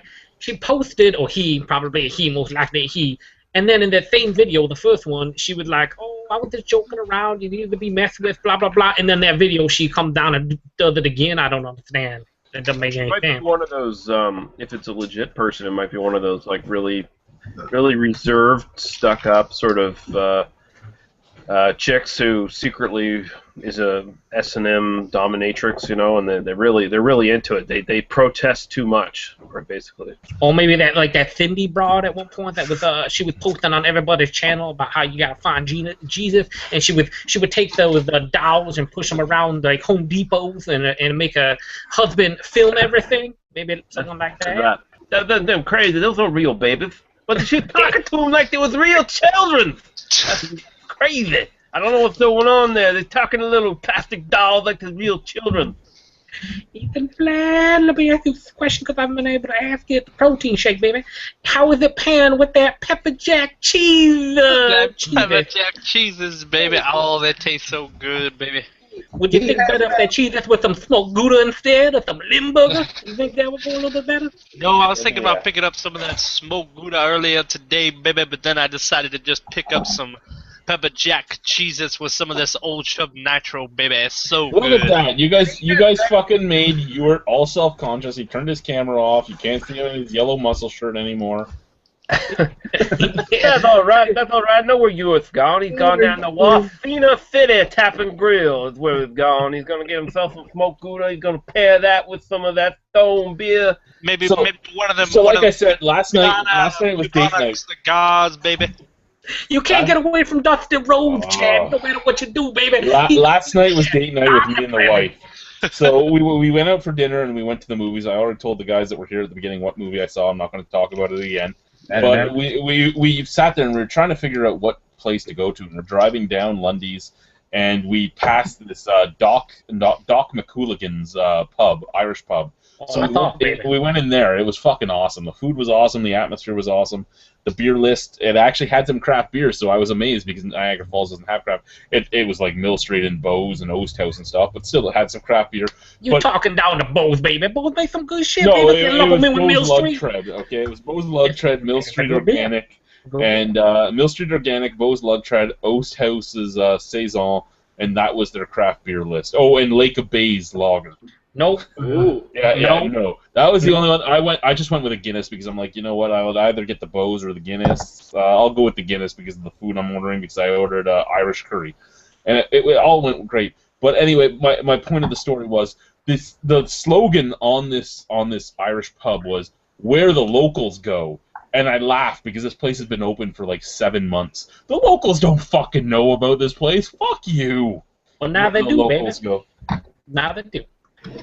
I'm telling you right now, Doc would disagree with you.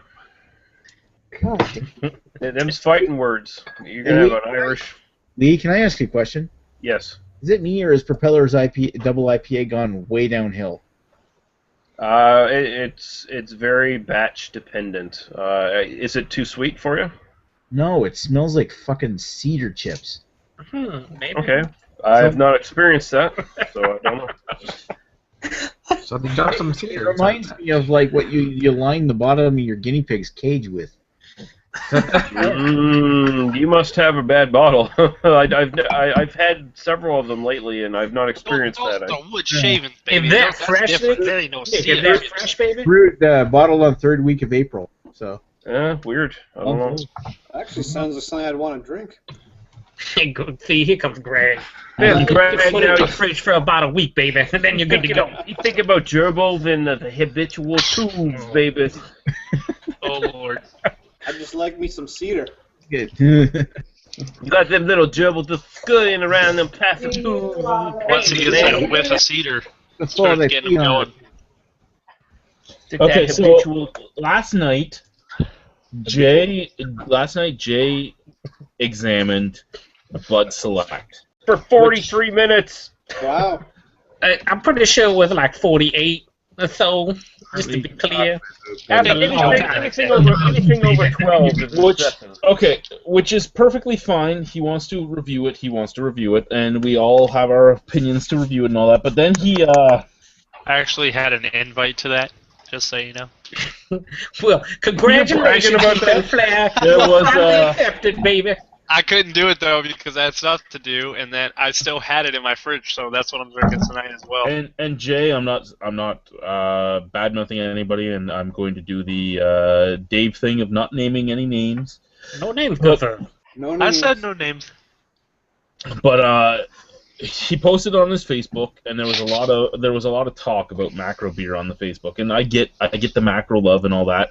But here is the one comment that I did take exception to, and I did make comments on it. Craft beer is good, but another thing you got to realize is it's a dying breed, and I'm not going to go anywhere further on that. He had another 3 lines of stuff, but okay, so it's a dying breed. Yes, it went from 100 breweries to over 3,000 in the U.S. and 2 craft breweries to over 200 plus in Ontario, but it's a dying breed. Yeah. The ignorance is running wild like Hulkamania, baby. Okay, I gotta find this now. This is too good. But so are you Facebook friends with him? I am, but I don't have him on my feed because some of his posts are. Anyway, I responded to it, and I'm like, now I get the love fest for macro beers. I do. It's not for me, but I get that it's not bold in flavor, and it is and can be enjoyed by a huge population. But let us think things through here. A dying breed? Yeah, because going from 100 to over 3,000 craft breweries in the U.S. and 2 to 200 plus here in Ontario in 3 decades is really dying breeds to me. And Jay commented on that. Certainly not a dying breed, no way. And I did give the guy that made the comment, a little plug to him. Like, I do agree with him though that consistency is the problem with craft breweries, because he did make a consistency comment, and I mean it really is the problem with craft breweries when you figure that you're fighting batch variations of malts, your crop variations of malts, you're fighting finding and getting your hands on enough of the exact same hop each time. You're fighting you're doing it hands-on, so you're fighting minute human mistakes. You might not have as experienced a brewer brewing each time. Like, consistency is a big problem for craft beer, but let's think our words through when we're going to be in our love fest. It's not a fucking dying breed. I'm sorry, if anything's a dying breed, it's macro companies that have dropped from thousands to 5 or 6. The one thing that I always thought about consistency is that the world isn't perfect. No. So if you're going to get consistency and it's the same every fucking time, that's unnatural. Is it not? I mean, if you get different crops of, I don't know, let's say any kind of fucking, we'll just pick a random fruit, orange.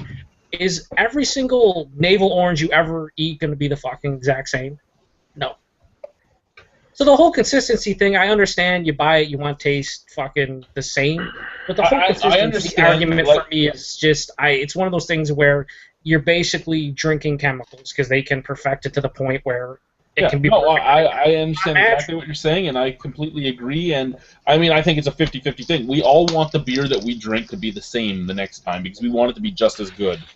But it's not going to happen, and you have to accept that. Now, if you've drank the same beer 6 or 7 times, and the first time it was great, and each other time it's been worse, maybe go to a different beer. But yeah, consistency will never be the same, and when it is the same, which, McDonald's is always consistent with the taste of it, what it's going to be. It's not always consistent with the way it looks, because some people just don't care. But, like, fast food and... They're shooting for consistency.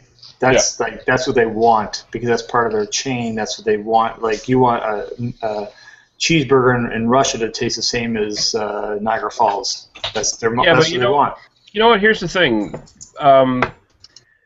McDonald's, they say there's big consistency in these fucking fast food restaurants. It's not really true. You go to one McDonald's, and it tastes this way. You go to one down the fucking street, and it tastes horrible. No, that's true, because you have 15-year-olds with, like, severe acne putting this shit together who don't care. But I mean, I don't know why the big acne needs to be thrown in there, baby. That just seems unnecessary. I'm just speaking from experience. But here's the thing. Like, I think this consistency issue for craft breweries is a little bit. It's starting to become a bit of a myth in a way. Like, I think there's a lot of craft breweries now that are on top of their shit pretty well, with even if there is batch inconsistencies, and there always will be, because it's it's not a big conglomerately produced fucking product. It's a small sort of artisan sort of product. Artisanal, not artisan. Yeah. Artisanal water, baby, that we're talking about.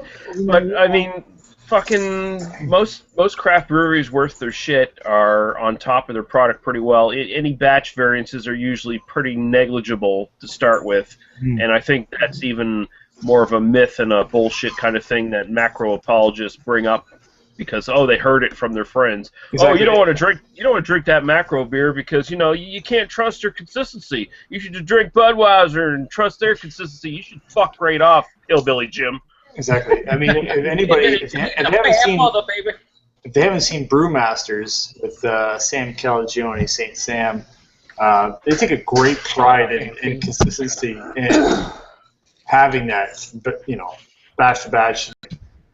Nothing Well, that you would know. I don't know. You see stuff from Dogfish Head where every year the ABV on some of their beers is so much different that it's not even funny. Well, hold on. That's the bigger. That's different, but I mean, you're talking like the regular everyday stuff where you have yeast and all that other stuff with the 120s and all. That's a different. Well, if you watch Brewmasters, you'd even see that at some points they're doing reviews of beers. They're doing a tasting of beers from each different year, and they all have a different taste. There's a batch variance on them. But at the same time, they also have certain standards too, where they'll dump a whole entire batch of 120 if it's not meeting their standards, right? So there may be variation, but they still have standards. Truthfully, if that beer had tasted good, which apparently it did, it just didn't taste to the standards they wanted it to be, I would have done something different with it and kept it as something else. Who are you, Dark Horse? No, it wasn't infected. It wasn't infected. It just didn't taste the way they wanted it to taste. I would like to clear. Dusty Rose. To clear up the whole this time to plead the fifth sour beer. That was actually intentional according to Ewert. It was. So that's a little different. Still fuck them for King of the Horse, but they do make awesome beer aside from that. And if that was an intentional sour, it wasn't as shitty as the King of the Horse. It's still pretty fucking shitty. Like real shitty. King of the Horse? King of the Horse. I'm just dark. King of the Forest. King of the Horse, I call it. I don't know. King of the Horse. It smelled like a barnyard. It really didn't. It smelled like Yeah, some people actually will take like an awesome beer and throw some bacteria in it just see what happens. Not as an experiment, but like intentionally. Hey, we want to do this. Kuna did that with and Joe knows their Old Stock 4D. They did they Old Village. put some Brett in it, called it Old Stock Ale, which is Old Stock quite Village. interesting. So North Coast didn't through them, baby. All right, Old Village Stock Ale or whatever the fuck it's called. It was actually good. I think the big issue I have when you start talking about the macro versus micro stuff is the simple fact that a lot on the macro side, their argument is consistency equals good. 10 million people can't be wrong equals good. Well, if there's 10 million people buying it, how can it not be good? Here's the thing. Popularity does not equal quality. And that's one thing I feel people... The price point on Budweiser and fucking, the BMCs compared to craft beer, that's the big selling point. The fact that they've been around for a long time and people just know that as their beer, whatever that beer may be, before there was any craft beer popping. I mean, craft beer has been around in the States, since like the 70s, 80s, right? The Sierra Nevada and Anchor. But those are only two companies.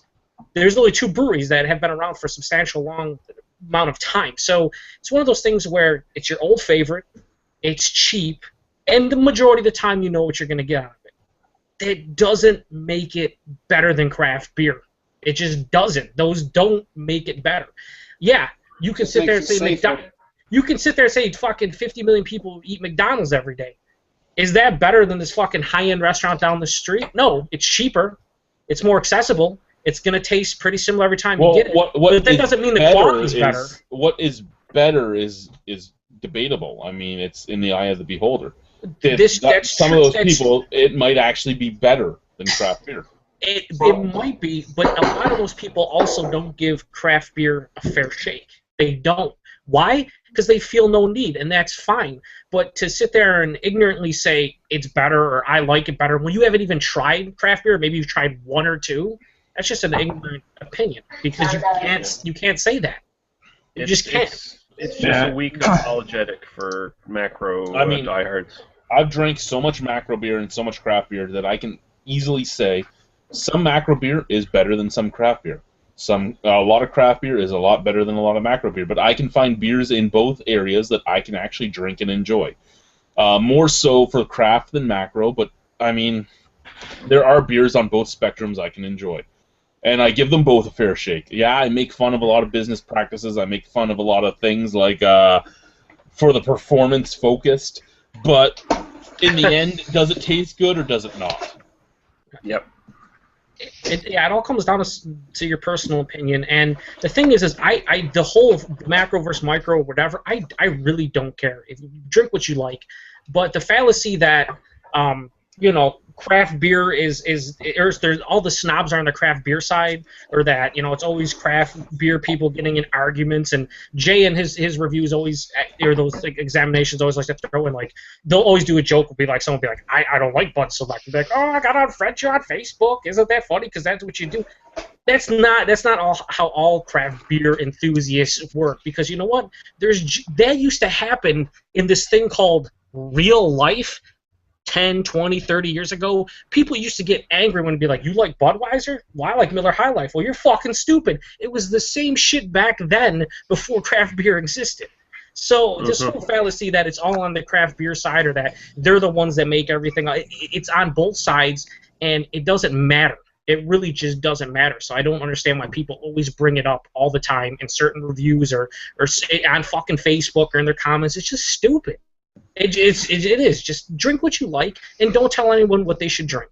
I don't know why. Like, I'm not saying it's all macro drinkers, and there's certainly craft drinkers who fall on this sort of thing too. But why are you threatened by what you ultimately, it comes down to that you're somehow threatened by someone else who has a different opinion of beer than you, and it's not like craft beer is destroying macro beer. It's taking a market share, that's for sure, but it's not destroying it. You can still drink your fucking garbage Budweiser and enjoy it and have fun and relax, have fun with your friends or whatever. Why do you feel lose 50% of their market share and still sell 55 million cases a year? Yeah, exactly. There is no need to lash out and feel threatened.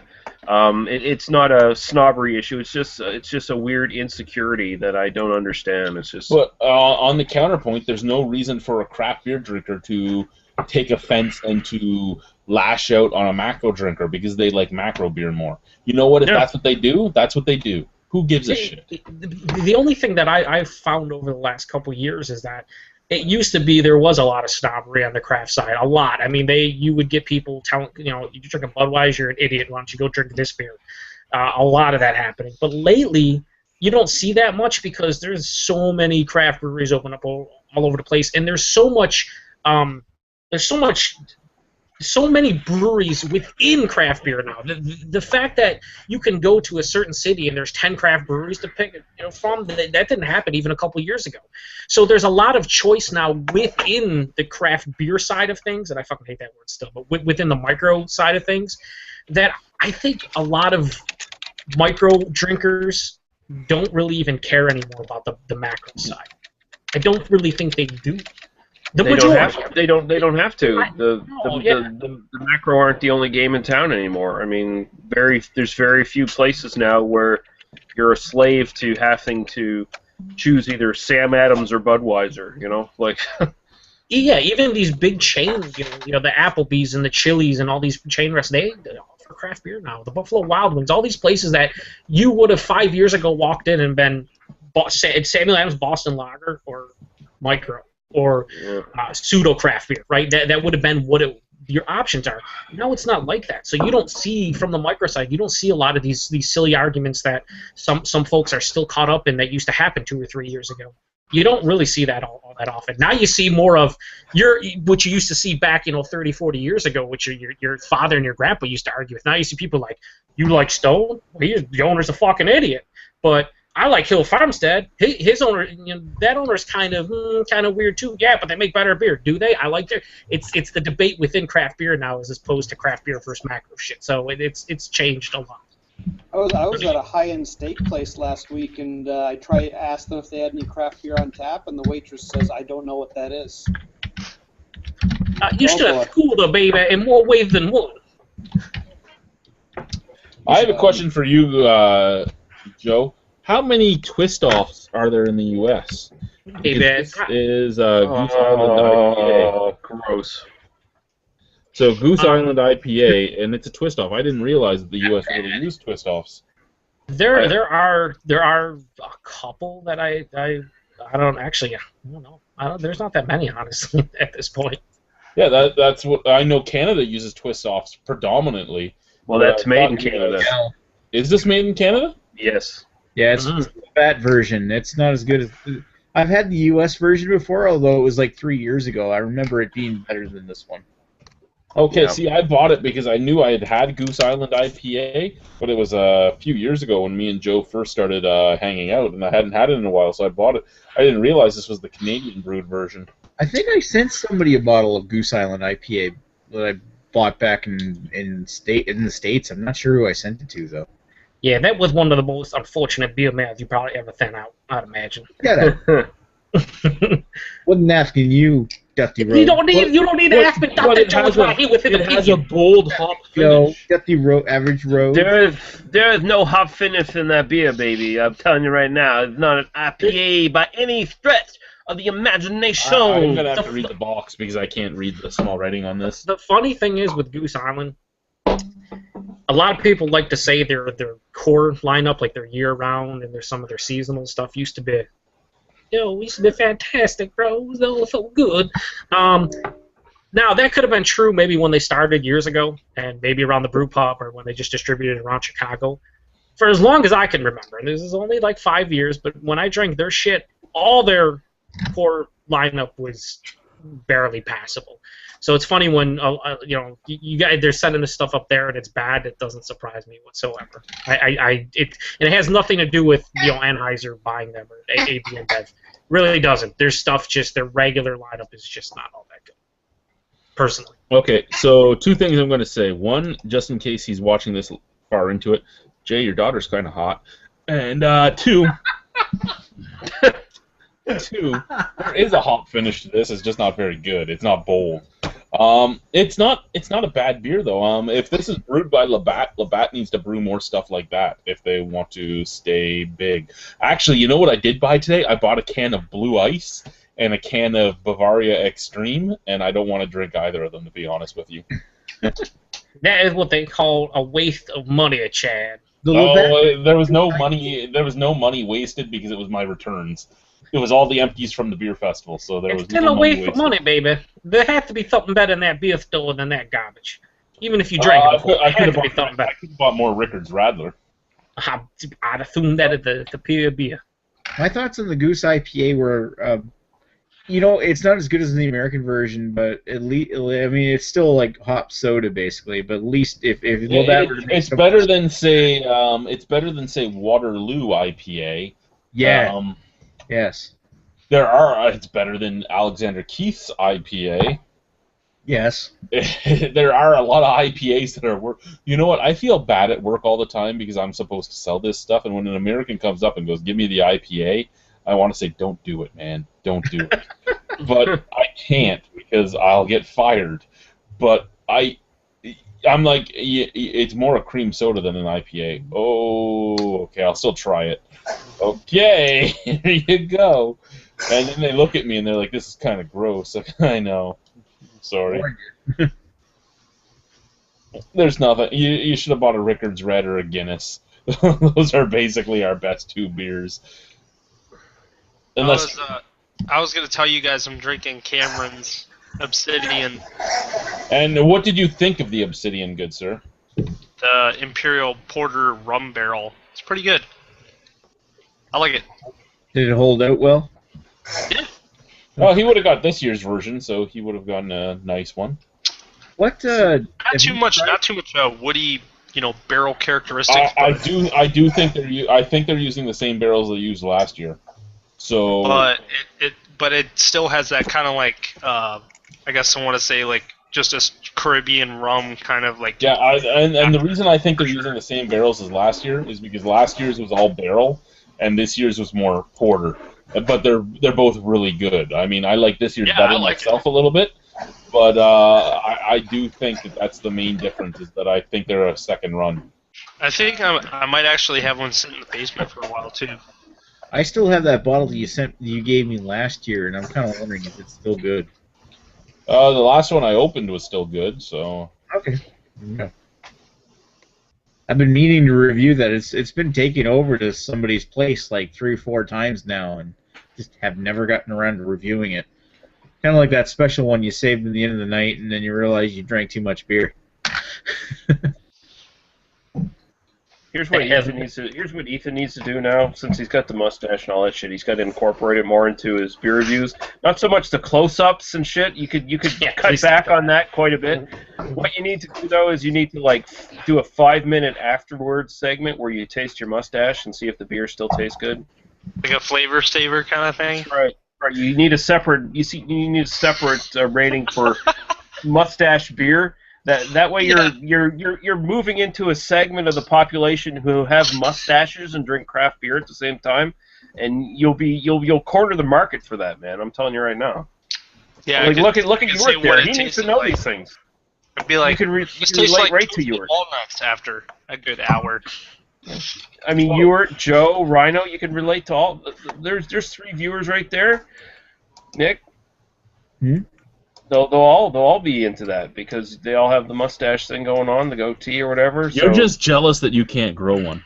I know I can't grow. I'm not that jealous about it though. I don't really want one because they look terrible. With facial hair. Yeah, you get all this unwanted attention. And it's not very. He's like the Purge. You know? Yeah, Ethan. I think the first day that happens, you'll lose probably somewhere around 25 subscribers. Yeah, probably. No, one of my friends at work, he actually just he had a beard and he shaved it into a mustache and it was wicked thick, you know. So I was like, wow, you know, that's a great mustache. And he said, you're the only one that said that. Everybody else has been talking shit about it. I'm like, don't worry, man. Everybody will talk shit about it for a little while, but then everybody will get used to it. So. What are you doing? Starting a support group? What the fuck's going on? That's what it felt like. United, baby. That's what it felt like. For sure. Mustache. I'm like, everybody, they don't get used to it, but they will eventually. Nope, still haven't. Just to be honest, nope. Oh, you guys want to see my newest purchase? My wife will watch it with me. 1 second. Ooh. It's a cockroach. If it is what I think it really is. Just say it's a cockroach. It's not a cockroach. Please don't show us. Please don't show us. The DVD. Zombie Road in WrestleMania. Oh, Zombievers. It's fairly entertaining. It was on Netflix for a while, I remember. Zombievers, boys and girls. No, it's Redbox. It's not a porno. It does have some good nudity in it, but it's not a porno. Fucking retarded. My brother's. Mic on? Wait, hold on, sorry. I bought a few movies. Like I bought some crappy like B-rated movies that I wouldn't normally buy, like Metal Tornado, because I actually went on IMDb and I know that my ex-vice principal when I was in high school, and he was also my wrestling coach. He was an actor, and he did a bunch of movies. So I found To the Mob on Amazon that he was in. That was actually a movie I was supposed to be in, but I couldn't get to it that day. I was supposed to be the bully dunking the kid in the toilet, and I couldn't get into it.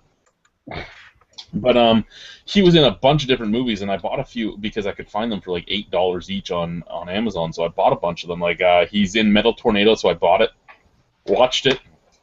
Was waiting for him. He had about 2 minutes on screen, but at least it wasn't a horrible movie. Diamond Phillips was in it there, Lou Diamond Phillips. So I mean, it couldn't be so bad. Yeah, it could. Yeah, it was. But yeah, it was just I went out and I'm like, you know what? I'm going to buy some of these things just to buy them because he's in them. And it was fun to watch them all and to find him in them. In To the Mob, he is like 8 different characters, and all of them get killed within 10 seconds on screen. So.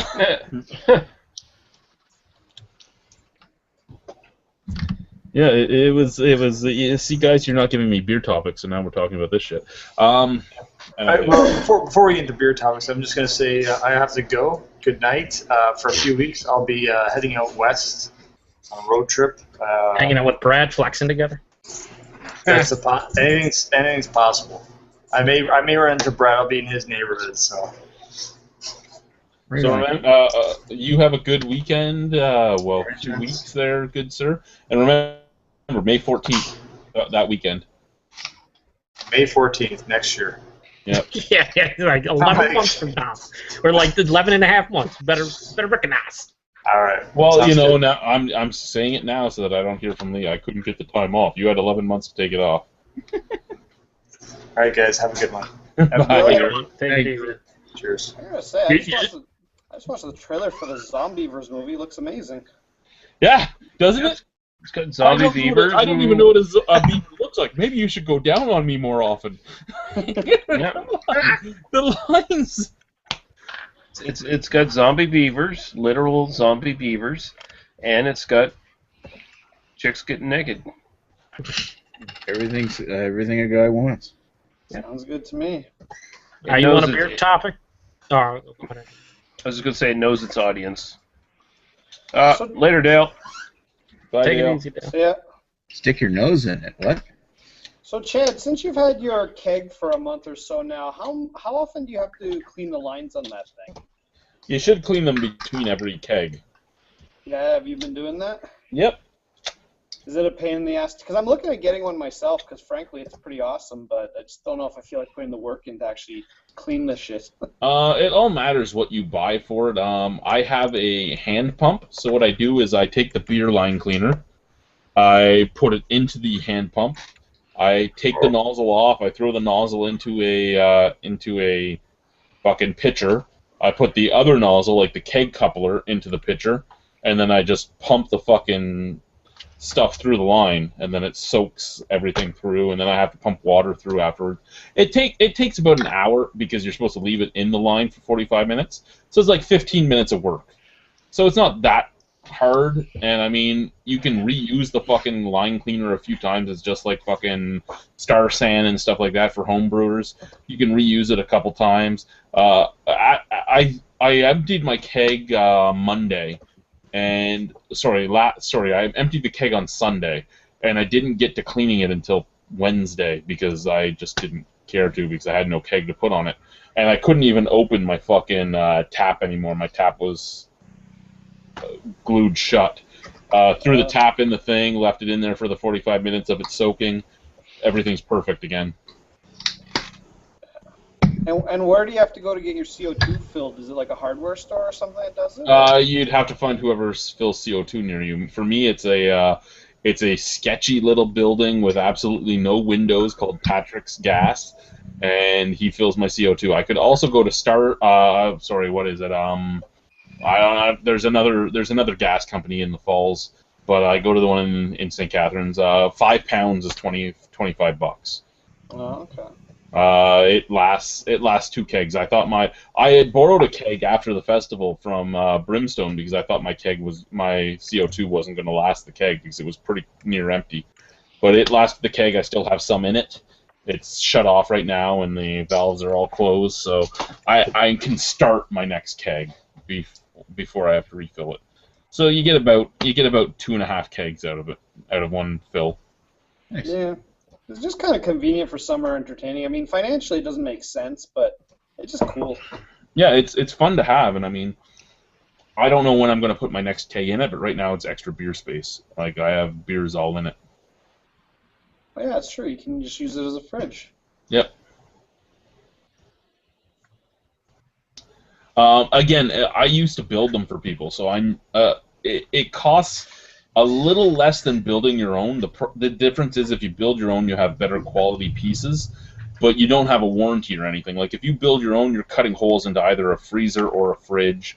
If it dies, you've just spent all that money for nothing, and you're going to have to take all the parts out, the parts that you can reuse, and put them into the next one and hope that it works. That's the only problem with making your own. So I didn't want to put the time into it this time. I have a fridge on the other side of the basement that was actually meant to become the kegerator, but when that fridge was taken apart and brought downstairs, I forgot to completely dry it out, so it's full of black mold right now. Ew. Sounds delicious. Oh yeah, and it's like not a king of the forest. It's not anything you can't get rid of because it's not a porous surface. So I mean, you can bleach it out and get rid of it and all that. It's not like it actually has embedded itself because there's nothing for it to embed itself in because there's no pores in there. But I didn't want to take I didn't want to get the respirator on. I'm like, fuck it, I'll just buy it. Yeah, because I saw one. There's one at Costco and Walmart, and they're both fairly cheap. I don't know how good quality they are, but yeah, I have the Walmart one. It's good enough quality. I mean, Danby isn't a bad fridge name. It lasts. Yeah, I've had a mini fridge by Danby. It's lasted me about 4 years at this point. So. Yeah, I mean they're not a bad company. It's built well. It's the tap isn't the greatest, but I mean you could replace that if you really wanted to. It has room for two 20s in it, but you only get a neck for one. But I mean you can go out and buy another neck if you wanted. Yeah, it's not bad. It's not the highest quality, but I mean you have to remember that just the CO2 tank without a fill, just the 5-pound tank is $125 on its own. So you're getting that in the kit that you're buying from Walmart anyway for the $588 they charge. So you're spending $400 for the fridge, the specialty fridge, and everything else that comes with it, the couplers, the neck, all that, and 125 of the 500 is the tank itself. Yeah, I mean it's a bit of an investment, but like I say, it's kind of neat to have. And if Punter hadn't said anything, my wife still wouldn't know it existed. That monster. Yeah. No, it was. I told him, okay? I told him, like, on the Thursday or Friday, whenever it came, I'm like, don't say anything about the fucking tap. She doesn't know I have it. And then on the Sunday, he's here and he goes, you know what, Vanessa, you know what I'm buying for the house? I'm buying something Chad has. Come over here and look. And he opens the door and he goes, I'm buying a tap. I'm like, what the fuck? He must have been drunk, was he? Oh, yeah. He was drunk. It was just, I just told you. He's like, I'm sorry, man, I'm sorry. I'm just amazed your wife doesn't notice it. I guess she never goes into your bar. No, she doesn't go into the bar. And I mean, I had it to the point where all my brewing friends, every one of them, like all my brewery friends, and I don't even know, she told me she was going to troll us tonight and watch, so she might be watching right now, and if she is, I'm giving away trade secrets. Well, it's like you were telling us earlier how the Asian...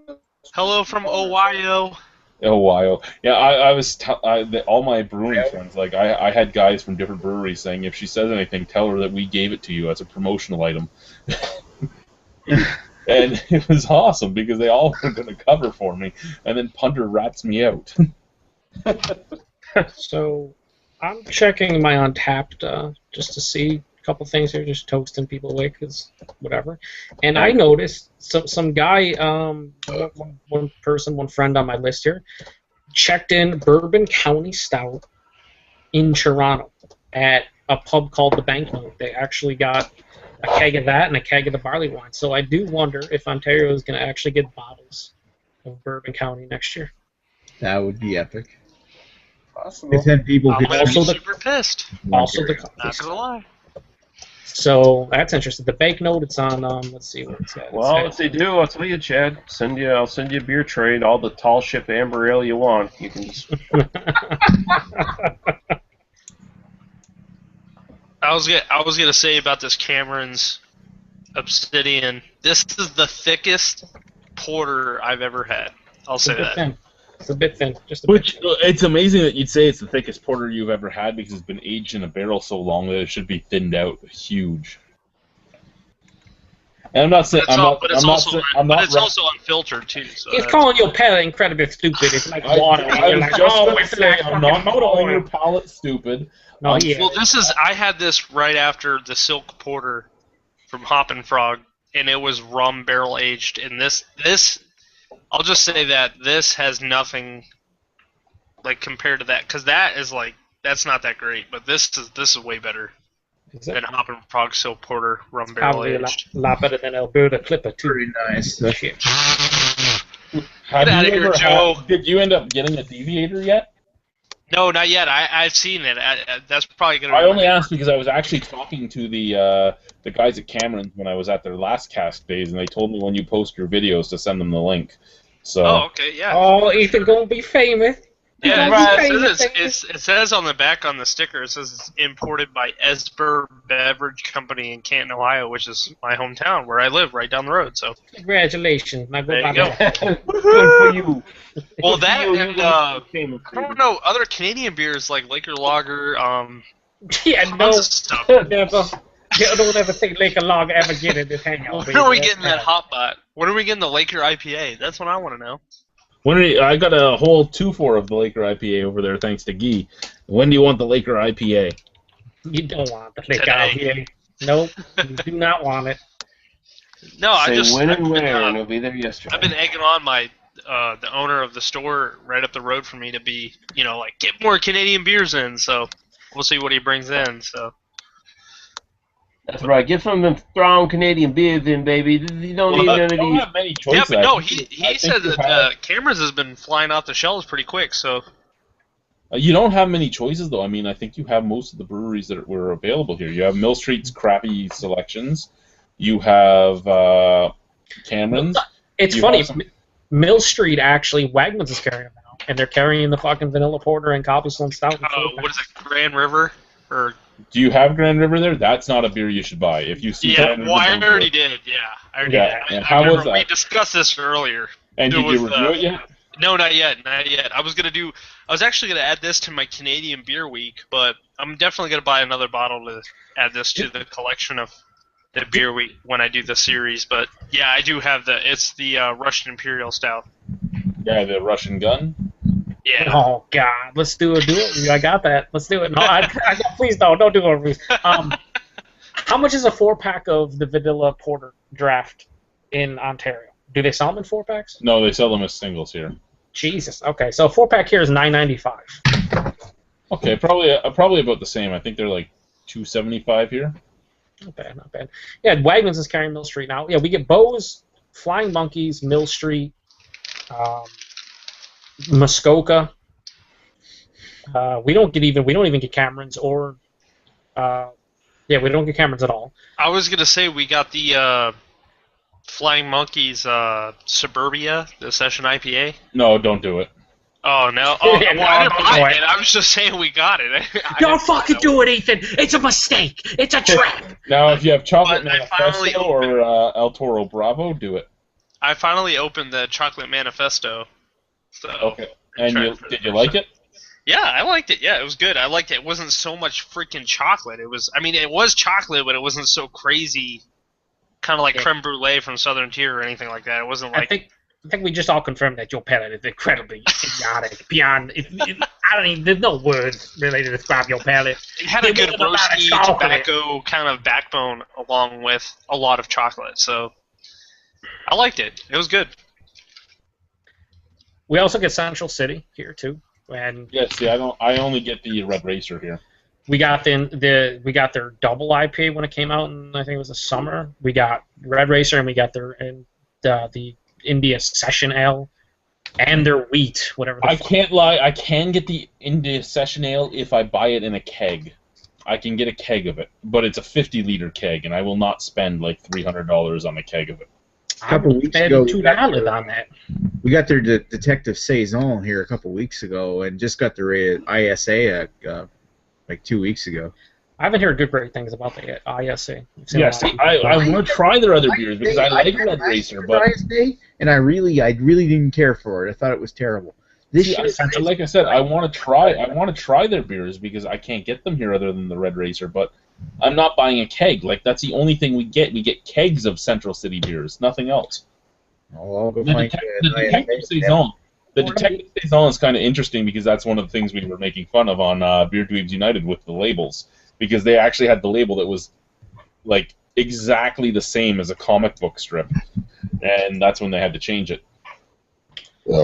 You know what I find funny about Muskoka coming here is the simple fact that Muskoka is in Wagmans, and they're part of their like mix and match your own fucking 6-pack for $9.99, and they're a brand new fucking company. I'm like, oh my god, that's reserved for like the Sam Adams of the world and whatnot. And I don't know, it's weird to see a brand new brand new brewery into the market, and they're just like kind of thrown in fucking.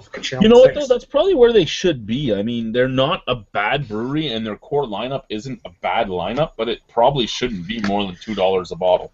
Their Mad Tom and their fucking Adult Mad Tom were both relatively fresh. They were like under a month old, which I thought was pretty crazy. Which is fresher than we can get it here at most LCBOs. Mm-hmm. Yeah. In their summer Weiss, they actually have even the mix pack here, which is the Mad Tom, Twice as Mad, their summer Weiss, and then one other beer. Well, like when we were in Wellington talking to their owner, one of the things he said was some of the breweries that are moving to the states are moving to the states just so they don't have to pay the LCBO fees, and they're keeping their prices low because they don't have to pay the LCBO fees. So they're making the same, if not better, profit without paying the LCBO fees. So I mean, that might be what Muskoka's doing. They might be keeping their beers at basically the same price because they're making basically the same amount, and they're not trying to ream people because they want more people to buy their beer so they can keep expanding. Well, they're Detective Saison, like that, right? Yeah. Detective Saison. That's the new label, yeah. That's the label that had to come out after they were sued for the other label. I don't want to see the Winter Jack, baby. That's where it's at. It's still pretty I have the bottle of Winter Jack over there.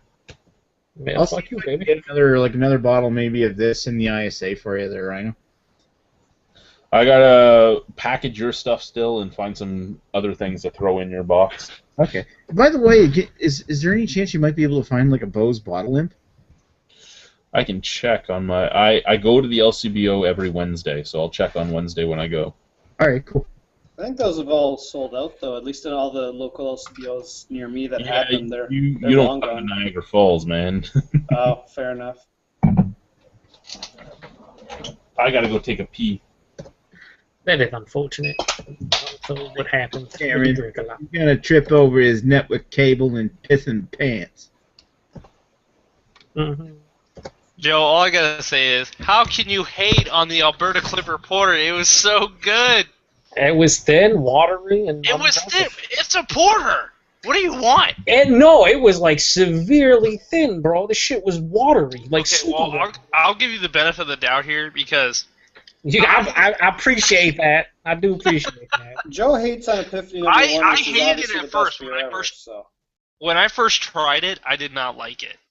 But then when I tried it that second time when I did my review, that's why I don't know if I stated that in my review or not of that beer, but I said that this is the second time I've had it, and that I really liked it after the second time because I kind of got a better grasp on the beer and it smelled good. Porter and yeah, no, Smelled enticing, like the raspberry character smelled authentic, like an actual raspberry. yeah. There was enough chocolate in the nose and everything. It was great, and then I tasted it. And the first thing I noticed was like I had like an epiphany #1, like Paul would typically have when he drinks a beer, and he's like instantly it's thin, baby. But that's what it was like. I drank, I was like, oh, I know this is a porter, but it is closer to the imperial side of 7.8, so it drank like a 4.5% fucking session beer, and I was like, okay, I'll give it the benefit of the doubt. It was fucking whatever. It's thin. I don't really care too much about body and mouthfeel, but then it was also. The raspberry fucking quality was just so subdued and not there compared to the nose. There was a little bit of chocolate, but the majority of the nose I was getting were roasted malt and coffee. And it wasn't bad per se. It just is super disappointing considering it came from a brewery that makes a lot of good stuff. And Edmund Fitzgerald's one of my favorite porters of all time. And typically their seasonals are good. So it's just one of those things where I never said it was bad. I said disappointed and underwhelming for what I was expecting. That's what you're saying. No, I still gave it like an 82, like on your scale, baby, like an 82, 83. No, when you said that, I was like, how could he? Because like the second time I had it, the first thing I was thinking of was raspberries and chocolate, and I got raspberry and chocolate in that taste. So and I got that little bit of coffee hint and that little bit of nice roasty malt backbone. So it was kind of like I understand where you're coming from, but I feel like I wouldn't say I recognized it better, but I feel like since the second time Are you fine with, baby? Is this what happened? Just because you're a homer from the great see what state of you're Ohio? saying. I don't know what it was, but it was just, it must have been that, I don't know, but it was just, I feel like I felt like you for a minute for the first time I had it. I didn't like it. That's the first thing I said. I'm like, what the fuck? Ethan, it's objective, baby. You lock that up, build a clipper, you drink it up, baby. You drink it up, baby. I know, I like this Cameron's Obsidian. What's wrong with me? I don't like the Cameron's Obsidian for some reason. Listen, Greg is the only guy where you can say it's not subjective, he's just dumb. That's all I mean. But I feel like too, Joe. But all I was gonna say was I feel like when I did the review, I feel like I was really like trying to look for that raspberry and look for that chocolate. So I think that's what it See, really that's the came problem. down to. You gotta go into these blind, baby. You can't have these preconceived notions of what you're supposed to be drinking and supposed to be You tasting should and be bringing smelling. opinions. You walk reviews, into baby. you walk into your beer store, baby, and you just close your eyes and you're like, just hand me beer, baby. I don't even know. I don't even like put them in my cart. I don't even want to touch the beer before I drink them. Someone pour them Right. for me. That's right. Exactly. I was gonna say on the bottle here it says premium imported beer, hand brewed by beer artisans. That's what it has. The Is golden, that with cameras? the golden consider stickers themselves? on it. They The consider beer, themselves the beer beer artisans. artisans are serious business. Those beer artisans. Of course, with the classic maple leaf on the sticker. It so. should also, it should say on the side, fuck Chad McGee and his stupid Actually, it fast doesn't. that's never coming It again. says it right there. Look at that. Yeah, fuck Chad, I see it. Your fast was stupid, even though, everybody liked what we bring, but apparently not. With Nickelbrook, to stab him in the back while you had it. Right. So I have a beer article. If you guys want to hear it. Let me read the comments real quick, unless we want to. Okay. No, go ahead. Kind of just neglected them. Yeah, we should get back to this stuff. So Arthur Donald says IPA is so 1776. I assume he must be drinking a Gahan 1776. Dave Zodiac says my favorite. Is it as old as this flag back here? 1776. Let's not talk about your racist flag there. Oh, okay. Dave Zodiac says my favorite domestic macro is Moosehead. I don't have a fave. My favorite domestic macro is Moosehead. I don't have a fave micro craft because I haven't tried enough to give a fair opinion. But if I had to choose right away, or right now, he said I really like the Bone Shaker IPA, and that's a pretty good choice, I'd say. Yeah, it's not a bad choice at all. It's an excellent beer. And 666 is just a number before 667, and after 665, nothing more, nothing less says. That's fantastic. It's great. Are there any bars where you live that specialize in craft beer? Where I live, it's yes. like half and half. There's one bar that's about less than a mile down the road from me, and they have the basic stuff. They had Budweiser, Bud Light, Miller Lite, Coors Light, and then they have on the other side of the bar all of the craft stuff. So it's got Revolutionary Brewing, Galaxy Hero, it's got Left Hand's Milk Stout. So it's kind of like half and half here for bar wise, but There are a shit ton around. Ridiculous amount. Yeah. Are we talking about if there's any bars that specialize in craft beer? Yes. Yeah. like a craft bar is pretty much what you're saying. In Niagara region, there is in Font Hill there is Iggy's, which is all craft beer, and that's about the only one I know of. There's a few that have some craft beer. There's a few sports bars in St. Catharines that have some craft and some non. Like I said, there's Docks that has a few craft beer offerings. But yeah, craft only. The only one I can think of off the top of my head is Iggy's. There's a couple in the beer wasteland that is Toronto. Yeah. You got a couple, yeah. Like what is it? There's a Monk one. Well, near me actually, I live in the West End. There's actually not too much in the West End. No. Most of it's like downtown hipster area. Yeah, but near me there's Monk's Kettle, which is a decent one. It's not great, and then there's Bryden's, which I think has a better beer selection, but I've had bad experiences there with the rude waitress and Bar Hop, Bar rude Volo. manager, so- Yeah, those are the two. I was thinking Bar Hop and Bar Volo. Bar Hop, Bar Volo. Bar Volo's probably the best one in the city. Beer Market, but Beer Market does have a few macro brews on tap as well. There's a lot. There's Victory Cafe, Only Cafe, Say What. Dunham, yes, Say What. Yep. And there's new ones opening all the time. So I mean, there's just, I wish that some of them would open the West End though, because I really don't like going downtown Toronto. So. I know there's a few in Halifax, but around me there's a few. Like the St. John Ale House is a great one for craft beer. There's also Pepper's Pub or I haven't been there, but Brit's Pub apparently has a few different craft beers, as well as closer to me out. Those are ones that are in St. John. Closer to me out in Rosse is the Barrel's Head, which is actually kind of cool to know. Within a $15 cab distance, there's a nice craft bar I can go to. Now, those are bars that they'll serve macro beers, but they also have quite an extensive list of craft beer as well. Yeah, here there's within 20-25 minutes of my house, there's Blue Monk, which is heading closer to downtown Buffalo, and then like right down the street from them is Cole's, and then right next door to Cole's is Mr. Goodbar. Within like seriously like 10 feet, there's fucking three craft bars that are just crazy. Then more to the north of where I'm in Western New York, there's this new, I don't want to call it a chain, but they opened up their craft beer bar, say, a year and a half ago, called Griffin Pub with 50 beers on tap.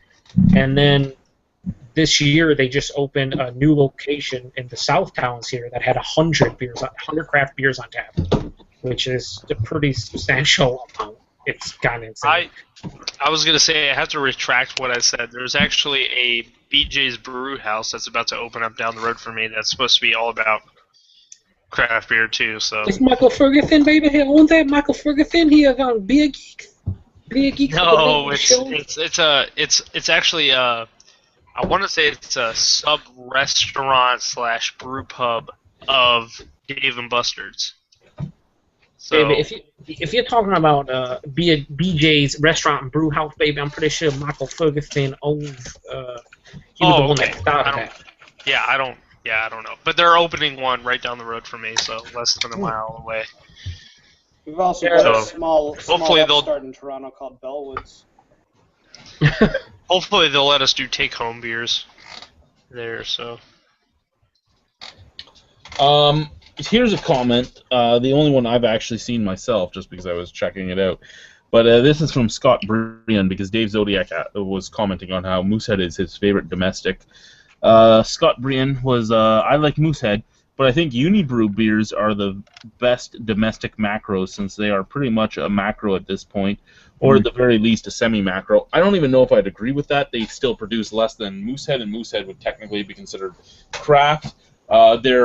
Their 2-4 they put out, their mixed pack that has like their red, their blonde, and all that in it. Yeah, that's a macro-esque. But La Fin de Monde, Trois Pistoles, all those things, Rashman, all those beers, I wouldn't consider those macro whatsoever. I would think they're probably considering macro as in that Unibrew is owned by Sleeman, but yeah, and Sleeman's owned by Sapporo. Sleeman pretty much leaves Unibrew alone, though.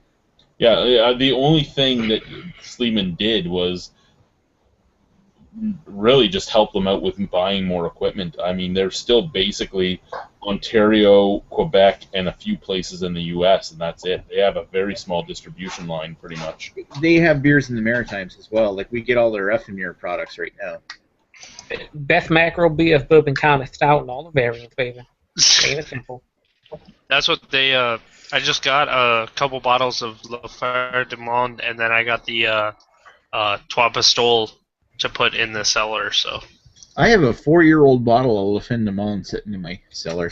But they say the best by date, because they don't put the bottle on date in there anymore. They just put the best by date, and it says 2016. That's the year for it, so I think it's the 8th month of 2016, so. La Fin de Monde's a 9% triple, so it should be good for a long time. Yeah, that's what the Stone Brewing Company, they're starting to do the best by date on all their beers instead of the bottle on date, which I find kind of interesting. I much prefer bottle on dates, just because I can make the determination when I want to drink it. I want to drink it, yeah. Or how old it is, because the simple fact of the matter is all these fucking breweries have different set of standards for certain styles. Like system, well, you might get like a Stone beer that they'll be like, okay, best by August 20th, 2015, and for their hop forward beers, they do, I think, 90 days. Then for some of the other beers, they do 120. Other beers, they do 180. It's like a guessing game. It's like, okay, well, I don't. Well, even That's roast like with the. I was gonna tell Joe with the nut brown I'm sorry, the mutt brown from Stone Brewing Company. They put the bottling on date on the bottle, but with all the newer stuff like the Russian Imperial and the Chai Spice one, they put the bottling on date on there or the Best Buy date on there. So even I was gonna tell Matt. I was gonna or not Matt. Nick. I was gonna pick up two of those today, but. Not on the Rocheforts, isn't it a Best Buy, but it's a 5 years out, right, from when they grew Yeah, it? it's Isn't that typically how most this bottle. Right, I just picked this bottle up. They just got them in fresh at the store. They're saying the Best Buy date is January 27th, 2020. 2020. Okay, 2020. that's what ours has, but it's like very faint. Yeah. On the ink. It's written on there. Like, you can read that if I picked up a couple of St. Bernardus too. 12. Oh man, I just got 3 bottles of St. Bernardus 12 750 mils, so like big bottles with the quart. Just cellar for a while. Also fancy. Yeah, like a bunch of us got together and ordered in a 12-pack from Ontario. So of the big bottles, I actually get to keep. That's what's up. But yeah, like big cork bottles of St. Bernardus 12. I'm excited about that. Should age for a while. I'm thinking maybe like drink one each year or something for the next 3 years. You should do what Lee did with Chimay Blue, baby. Review it?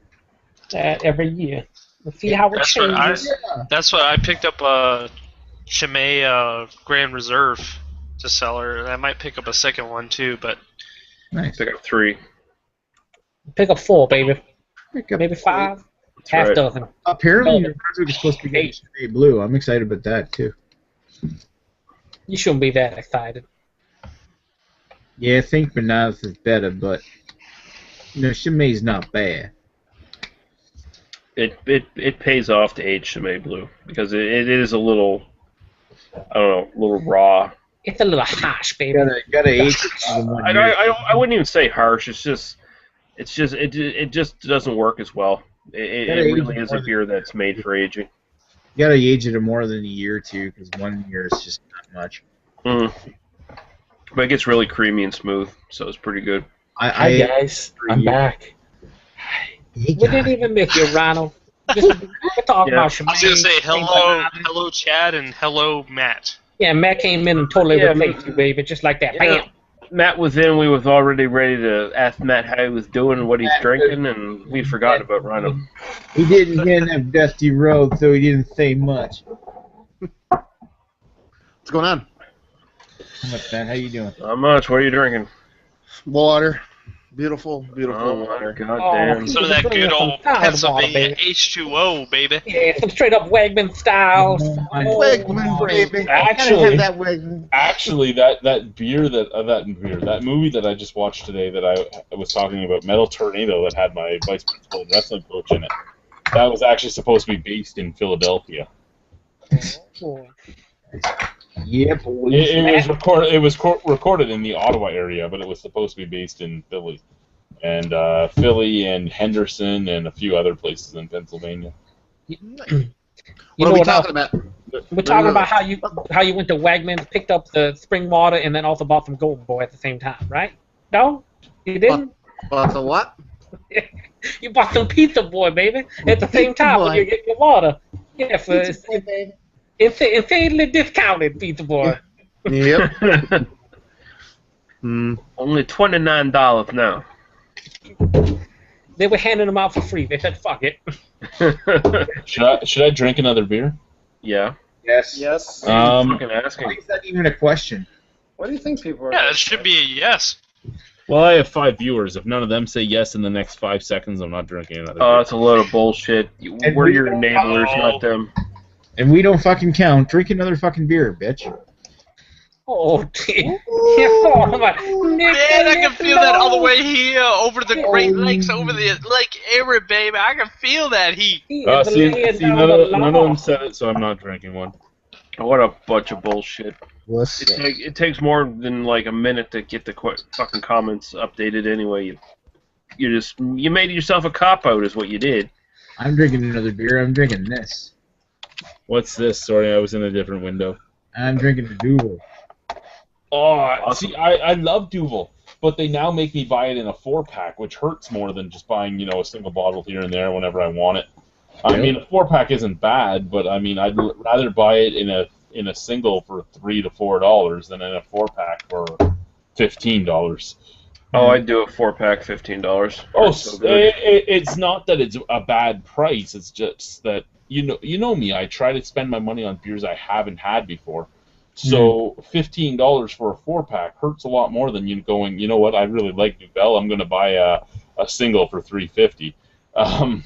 And that's the only reason, because I mean I used to be able to get singles for $3.50.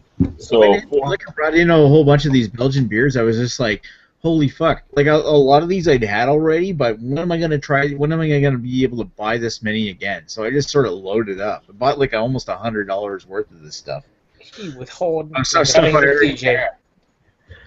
By the way, 59 seconds ago, Greg Bylog said yes, and as in drinking. That's right. No, I'm a viewer, he's so right it there. counts. He doesn't count. He's not a viewer. Here, but he's not. No, I'm viewing it.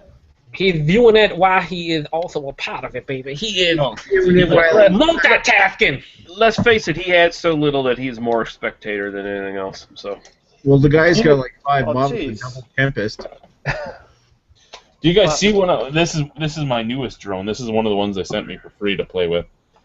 How big is it? Little drone. It's tiny, man. That's actually really small. I like that. I know. But it has an That's what she said. It has an HD camera in it. Nice. So, so does this fly? Is this what you're saying? Yeah, this flies, and it has a microphone and all that. So once I teach my wife how to fly it, we're going to do a beer review that is from aerial views. So your Asian neighbor changing. Yeah, you're going to take that to Wing or whatever and creep on the Asian waitresses. That too, yes. The They give wind. you a boner. I actually want to use. They sent me 2 for free, and I bought one. I bought one of the bigger ones, and they sent me 2 for free to play with. And I want to bring one to the festival next year and just fly it over the festival. How much were they anyway? The one I bought was $100. They sent me a $40 one, which is this one here, and they sent me a $200 one. Wow, that's really not bad. Because the $200 one is supposed to be strong enough to lower a beer to me. Because that's what I want to do. Is I want to lower the beer. And then I want to do I want to do like split screen, the 2 different cameras, the camera of it lowering and this camera showing it lowering to me. Like the really nice drones, like the DJI Phantom, they're like $1,200. These actually aren't bad drones, even at $50 to $200. The $100 one I bought is actually pretty damn good, and I'm just getting used to the fine tuning because they come fucked. Like you have to fine tune them completely to make them be able to hover. Because when they come to you, they just go wherever they want, right? And you got to fine tune them so that they'll actually hover. And I almost have that little one hovering. The other two I'm just getting. One of them goes sideways now whenever you try to raise it, and the other one goes backwards. So I'm trying to fine tune all 3 of them. And once I fine tune them, they're good and I can play with them. But getting them fine tuned is the game. I just can't wait to see the video of your wife dropping it on your head. Yeah, she'll probably like cut my eye out or something with it. Willingly. Oh well, they're fun to play with. My kids love watching them too because this one here I actually accidentally hit like the 3D. I accidentally hit the 3D button while I was trying to get it to hover. So when I hit the 3D button, it went to the side to fine tune it. It just fucking did a flip and ended up in this fucking Lego bucket and shit. It's in my Lego bucket, and you see Lego flying around the bucket as the it was pretty good. Sounds very unsafe. So it was a little unsafe. I was gonna say I'm looking at this Stone's Imperial Mutt Brown Ale, and on the side of the bottle it says, "This beer does not contain." This beer does not actually contain any dogs. Oh, well, that's good. That's good to know. I was like, what? So unlike that flying dog beer that has dog vagina in it. Yeah, or like Thirsty Dog would say something like that. But Flying dog. we finally got this here, so. Why don't you show it one more time? I don't know. Just show one more time. Just show it. Oh, I'm sorry. There you go. Okay. Don't Look show at it that. any more times. Can I see it again? Alcohol, second annual series. There you go. There we go. 49.15 is the bottle on date. Can you show that to the screen, please? Show me the bottle on date. I don't believe you. I'm kidding. Totally kidding. Stop it. There you go. Look at it, baby. Look at it. That's what you get, Joe. Yellow. Okay, David Arthur, who are you talking about when you say "whoa, a Starman"? Because when I see the name Starman, what I think of is the NES and arcade game Pro Wrestling, where there's that guy in the pink suit with the blue star on his face. Starman. That's what I think of when I see Starman. Either that or the John Carpenter movie that no one wants to talk about. No, I think somebody. Never mind. I'm not gonna. What? We don't want to know about your sex dungeon, Ethan. Never mind. Unless there's a film of his daughter, I don't want to know. Hold on. I'm gonna look it up. Declan O'Rourke says, speaking of zombies, what are your favorite zombie-themed beers? Sweet Zombie Jesus, Sweet Zombie Jesus from Great Lakes Brewing Company here in Toronto, Ontario, and Zombie Dust. Those are my two favorite zombie-related beers. We actually had this as a topic before. But it was the one from Alesmith, the Eat Your Heart Out or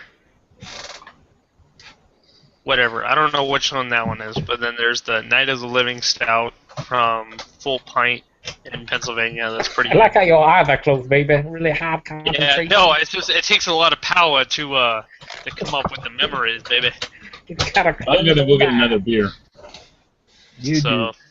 Oh, my wife wants to be sure that us kissing wasn't on film, was it? What? Okay, so no. That's all I needed to know. Thank you. Thankfully, no. Like, 100% thankfully. I appreciate it. So what did you guys talk about tonight? Anything interesting or just...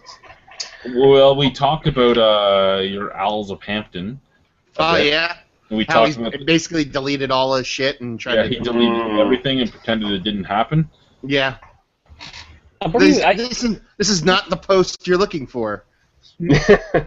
I thought of the conversations about how they make fantastic beer, the great stand-up individuals, and it's all priced well. I must have been in the wrong discussion, baby. Damn. What else you guys cover? The new LCBO stores that are opening up, because they have craft beer only destination stores opening. Ooh, that'll be exciting. Yeah, how this passed LCBO inspection, but other things didn't. This is the new Sleeman beer. This is Sleeman Lift, and it's for the performance-focused. The performance-focused. Wrong way, baby. Yeah, I got it now. Okay, I forget that it's backwards on here. So this is telling you that it's a performance-enhancing beer, but things that say elixir or anything like that are not allowed because they might make you think it's good for you. So we talked about how that made it through the process. We talked about with Nick. We talked about how there was some breweries in New Brunswick, that were not happy about a $200 fee to get into a festival, thinking that was too much, and what the prices are here in Ontario. Bunch of different little things. Nothing big. Oh, Nitro mustache. We saw you were drinking Stone beer tonight. What? Oh, yeah, we saw Mr. Fuck Stone. Greg Koch is an asshole that drink a Stone beer. What did he drink? Stone's Delicious IPA. What did he? Did he just drink it just to troll it, or did he actually like it? No, he heard some good things from a buddy. So when he was in I think Detroit or just in Michigan, he picked up a single bottle, and then he drank it and realized how disappointing it is. He drank in the shaker glass. Yeah, he did not drink it out of a shaker. That would have been the true apocalypse. Yeah. And then he shit on Sawdust City, I'm pretty sure, at some point. Yeah, he shit on Sawdust City after drinking Stone again. I don't buy Sawdust City, but I'll buy a Stone beer that I said I'll never drink. I want to break this cord and see what happens. You with the animal steel, baby. He doesn't know what happened. You're not going to get any turnbuckle foam in there. Damn it, I'm getting fucking drunk off of this shit. Oh, is that true? You look kind of fucked up, Nick. Well, there you go. You and Ethan. I'm right there. I'm right there with Nick. Yeah, you and Ethan both drunk. Here's the thing: you look drunk. Ethan looks like he is trying to avoid consciousness, baby. So What are you guys To talking? the 6 viewers we still have, I'm breaking the rules. I know none of you told me to drink something, but everybody else is drinking, so I'm going to go get something. Yeah. Ethan Flair, what is happening, baby? You're swaying back and forth. Your eyes got closing more than the opening. And when you're What's talking going to on, it, baby? it's like your eyes are closed. Yeah, pretty much. I just have a This is what question, I'm like. Ethan. You're not sitting on the edge of a bed, are you? Because that can be dangerous. Yeah. Take it No, from me. yes, I am, Lee. And with all these beer reviews, this is what I'm doing, baby. You gotta make sure you don't. Yeah, you could fall off. You could hurt yourself. 'Cause I have done that. I'm not sitting on a mountain. What you could do is, you know what Bylog did last time? He fell asleep on us. Bylog just fell asleep in the chair, baby. He kept on slumping more. By the end of it, he was like this. I'm like, oh, I think he's out cold, baby. We guess we should just leave. Yeah. I wouldn't say I'm that far gone, but Like 20 minutes later on Facebook, he's like, oh man, I happened to fall asleep. I know we thought, Greg. Yeah, we're Gonna call you John from now on, baby. That's what we're gonna call. I fell asleep and I woke up like 15 minutes later. I'm like, oh, everyone's gone. You abandoned me. It was funny. Paul and I talking like Greg, wake up, baby. Greg. Nah, he's out cold. He's definitely out cold. I was having a dream about Joe screaming my name. Yeah, that might be a nightmare, baby. That has been known to happen. I've been in hangouts where the house falls asleep. So everyone else leaves, and then the hangout runs for like another 2 hours.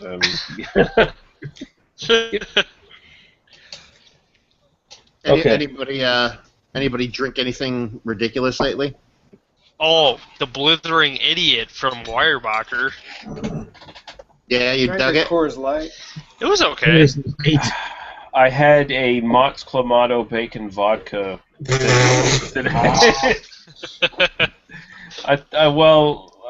Drink it is probably, I guess that's a subjective term because I didn't. I guess it's a good thing I didn't send you one of those, eh?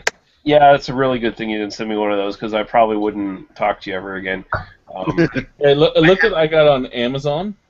I did a product review of this, which is my beer product thing. So it basically is a BB Firefly, but not.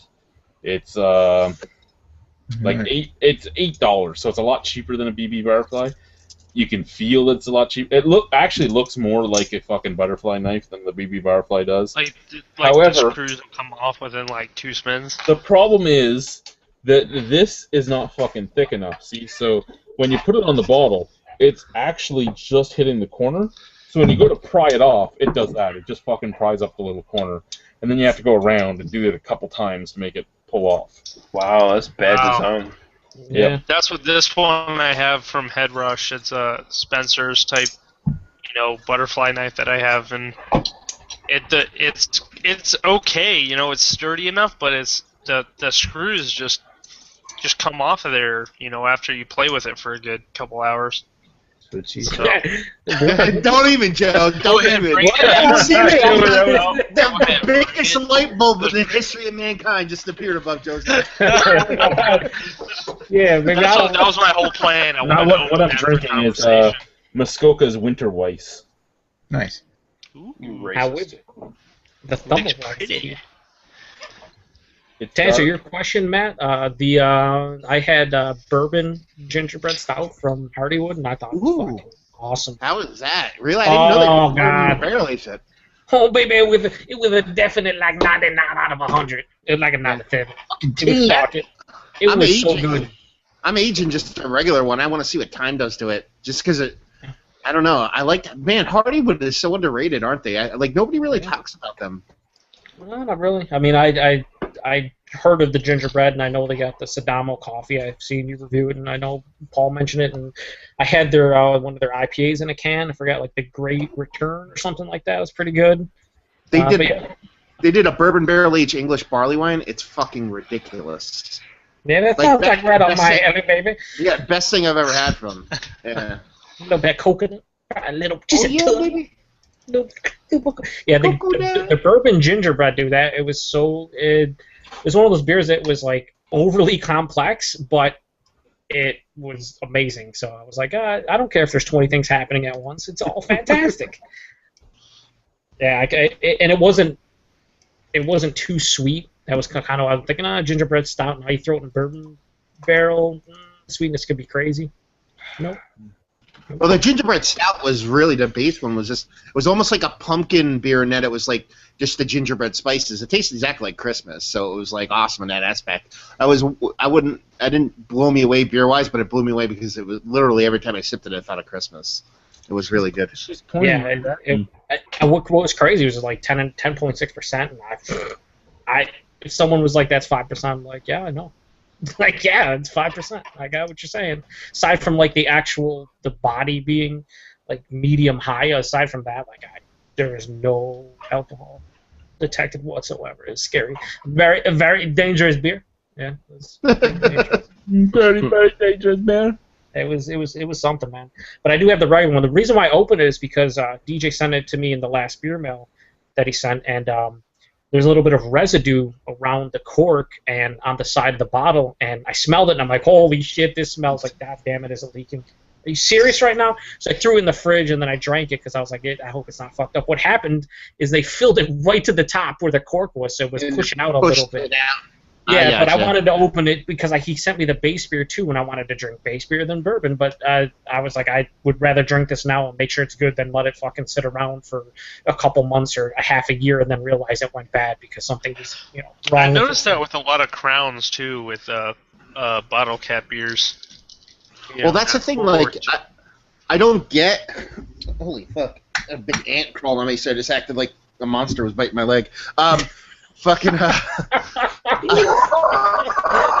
would have done the exact same thing. So. I don't understand it. Like, everybody waxes everything except for cork bottles, and I think cork bottles are literally the most important waxed beer. Like, nobody ever waxes them, but with cork having the ability to like leak or the cork becoming dry, I think that would create like a perfect seal and keep the cork fine and reduce any kind of oxidation and shit like that. So, I mean, something like that you could probably just corked if you really wanted to, or waxed in your house if you really wanted to keep it for the long haul. Yeah. If you even were worried it was leaking, Yeah, I figured I would drink it, and I'm just like, well, I hope it's not bad. And I drank it, and I was like, God damn, this is shit, it's great. Now I'm gonna drink the base.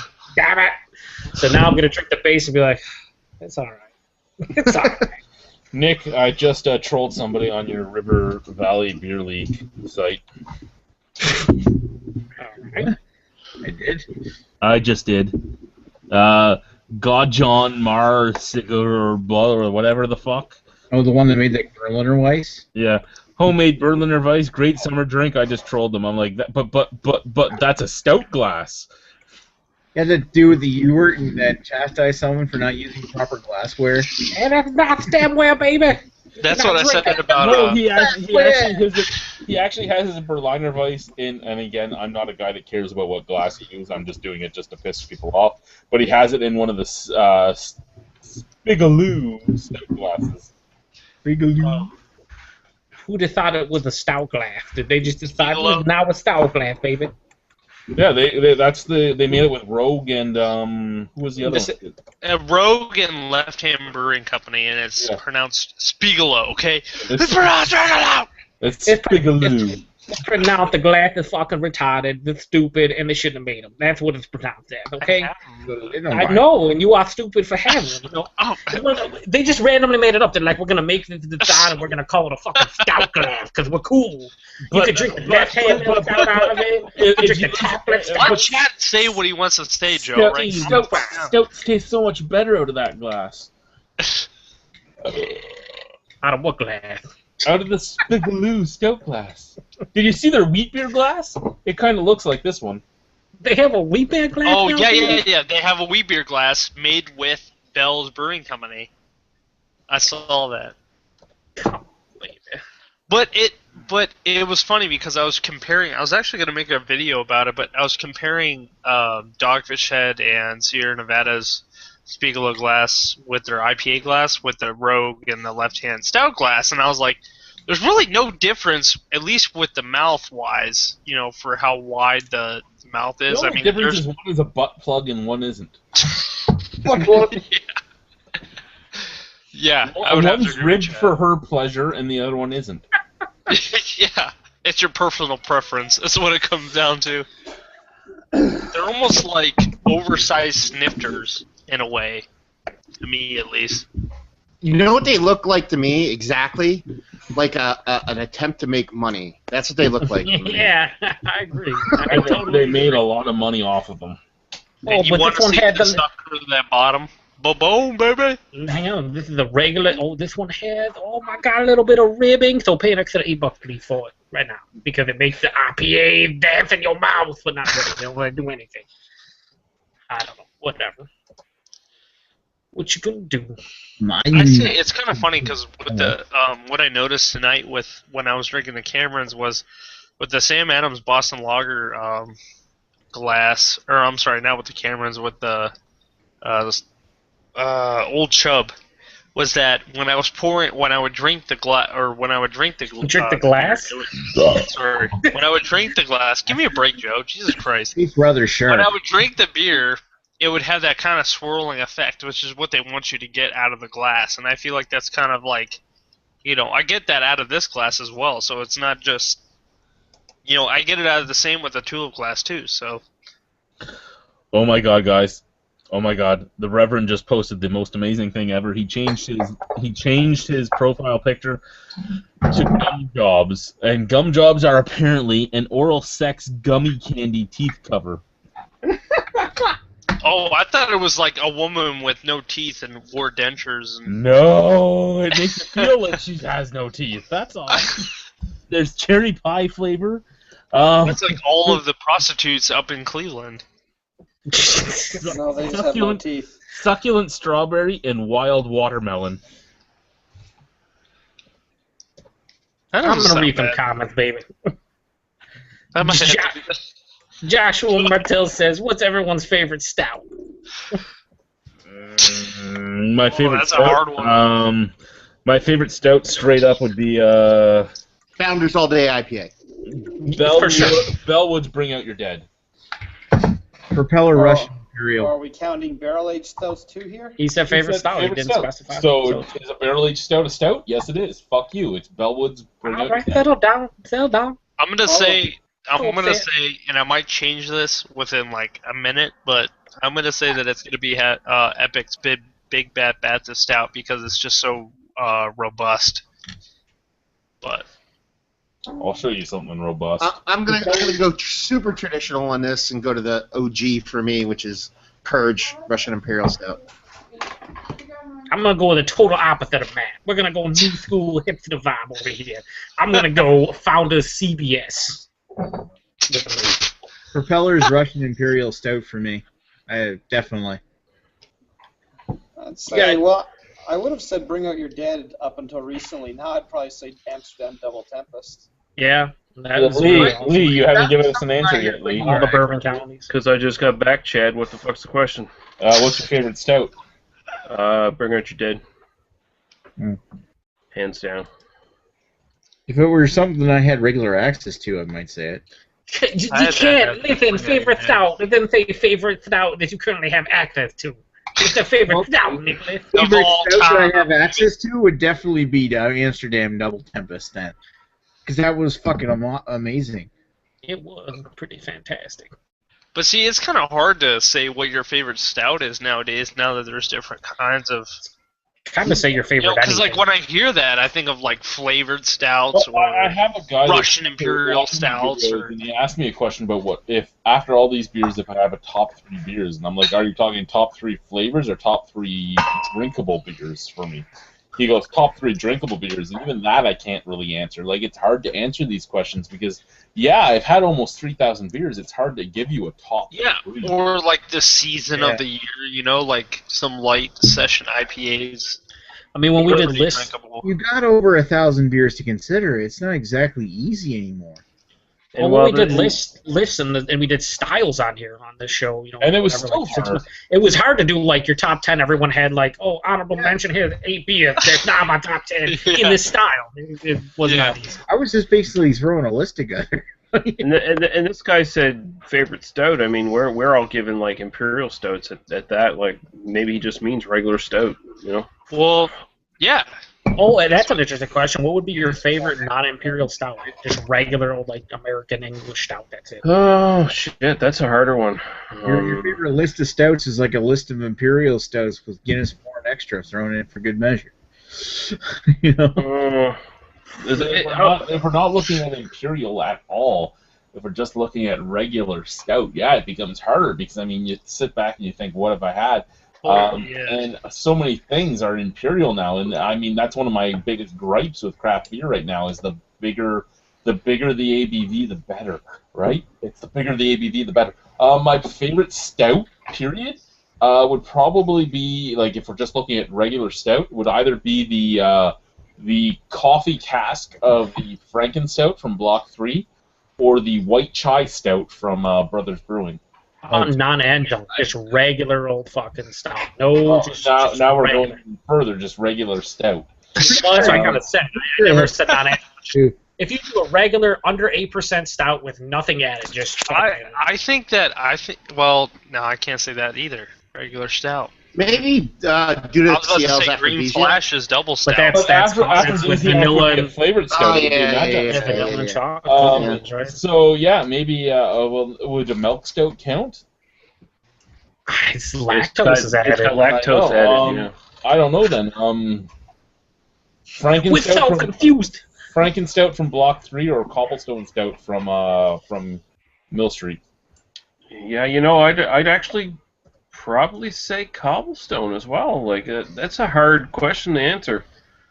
There's not really that many regular. Dropping it right down to under Imperial Stout with nothing added, and if we would, even though there's nothing added, and actually, you know what? Because it's under 8% with nothing added, the Irish Whiskey Stout from Guinness, because that's a barrel, that's not an adjunct.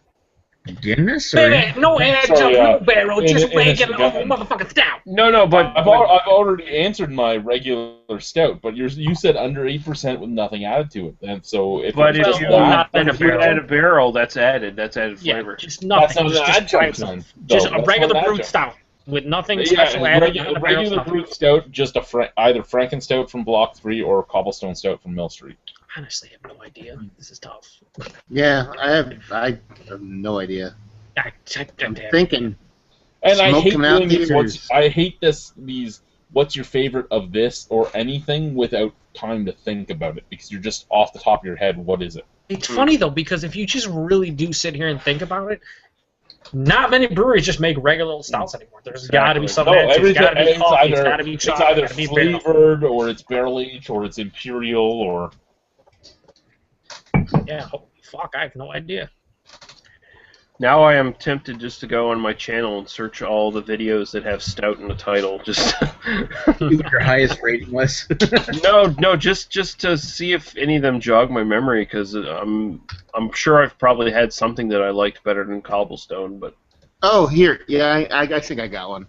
Didn't you give Guinness like 4.5, like 5 out of 5 or something? Yeah, that was like 8 years ago, Nick. But now I'm cheating and I'm looking up to see what's a regular stout, because I couldn't think of a. Maybe a. I'll be honest, I still really like turning back to a Guinness every once in a while. Yeah, I did too. Mean Old Tom from Maine. Vanilla beans. Brewed with vanilla beans. No, fuck you, motherfucker. It's vanilla beans. Vanilla beans everywhere. What about Kalamazoo Stout from Bell's? I'm not blown away. I'm not blown away by it, but that might be the only one I can think of that might be okay. Yeah, no, I think that's right. I'm not even kidding. I was just about to say that, Joe, or not Joe, but I was thinking special double cream stout, but I imagine that's made with lactose. But I don't think it specifies. Not according to the internet, and the internet is always right, baby. Chad, what was the strength of the Sigtuna Midwinter Blotter? 7. So yeah, that Midwinter Blot. Yeah, I'd say that one then. But was that considered a stout, or was it considered an imperial porter? I think it was a stout. I think it was too, but I don't know what the brewery actually labeled it as. Yeah, at that point I don't give a shit. Like porter stout confusion kind of thing. Like it tastes like a stout to me. I'm saying fucking stout. That's what it's saying, baby. Ooh, I think I have one. another one that beats out Kalamazoo, but I'd have to look it up. DeMolin made what the fuck was it? Oh my god, I'm gonna have to look it up now. I remember drinking a DeMolin stout. I think it was just a regular stout, not an imperial stout. God damn it. There, I added a lot to that conversation with that rambling. And Bellhaven Black's fairly decent too. Yeah, actually, Bellhaven Black isn't bad. Yeah, and you know what? I actually really liked Bellhaven Black when I had the Nitro version. Yes. Thanks to the cartoon, I've actually tried the Nitro version. I actually want to go out and get a Cobblestone Stout, a Murphy's, a Guinness, and a Black, and just do the blind on all 4 of them. Yeah, I wanted to do a Bellhaven Gauntlet, but before I could, they stopped providing it at the NSLC. Yeah, it actually is a very tasty beer. It really is. Oh, I think I know. Okay. What? The Shoots Obsidian Stout I like a lot, and I'm pretty sure that's not anything, just regular old stout. So that'd be mine, probably. That's all I can find. Every fucking stout has something going on that I drink. Yeah. What is happening? I mean, I would have said like St. Ambrose, but that's an oatmeal stout. So. But, yeah, I mean, it's either there's coffee, chocolate, oatmeal, milk, barreled, fucking, Organic. or vanilla beans, or it's crazy. Yeah, Crazy. I'm sitting here thinking, and I can't think of all that many just regular stouts. Boreal Noir is not bad. No, it's not bad, but is it your favorite stout? No, I'm just saying. I mean, Of the 4 or so that he have drank, apparently, that we all have drank, like 4 stouts. Since I'm in the presence of educated beer connoisseurs, do you think that it's worth buying a bottle of aged red from Petrus? I've had the aged pale, and it's actually really good. So I would try the aged red. Well, because the aged red comes in corked bottles of 750s, and they also come in the little 11.5 ounce bottles. And how much are they?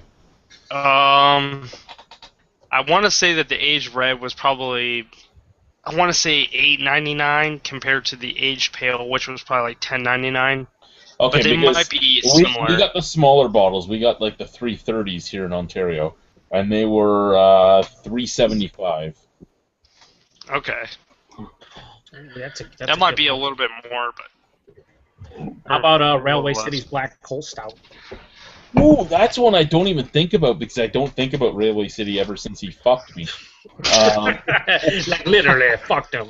Well, you know what I mean. You know exactly what I'm talking about. We've talked about it before. Ever since he raged on me. Well, ever since he trolled me. Well, not even trolled. Ever since he sent me a fucking blasting message and then rage quit me. And, rage blocked me. I haven't really thought of him at all. But yeah, Black Coal Stout is actually a fairly good, just solid stout. There's a stout that I had. I had this like three years ago from Horseheads Brewing Company called Sullivan Stout. That was one of the better, just regular old stouts I've ever had. But it's such a local, like no one knows about Horseheads other than like Matt, you, and like. Ooh! I know one I've had. It was Sierra Nevada Stout. Yeah, never bring that up again, please. Yeah, okay. Well, I'm just saying. I mean, stout-wise. That's a regular stout. You're right. What about 1050? 1050 Super Imperial, baby. It's like top. Okay. Well, wait. If you want to go under 8%, what about Samuel Smith's Imperial Stout? Isn't that 7%? Yeah, I think it's like they lied to us. Totally lied to us. Well, no, that's on the brink. The line for Imperial is usually 7%. I thought it was 8. Yeah, that's like. Or is that like a disputed line? Like it can be 7 to 8.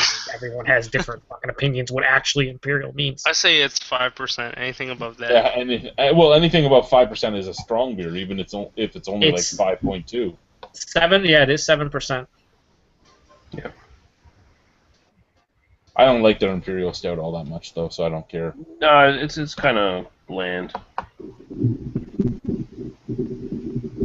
Aren't you guys? We have their Samuel Smiths. We have their what is it? Their barley, or not their barley wine, but their.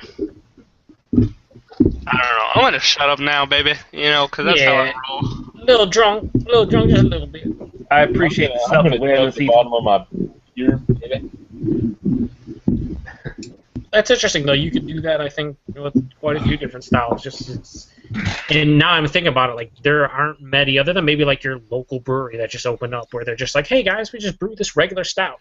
Just, here it is. It's just a regular old 6% stout. Drink it. I was gonna say Yorkshire Stingo, but there you go.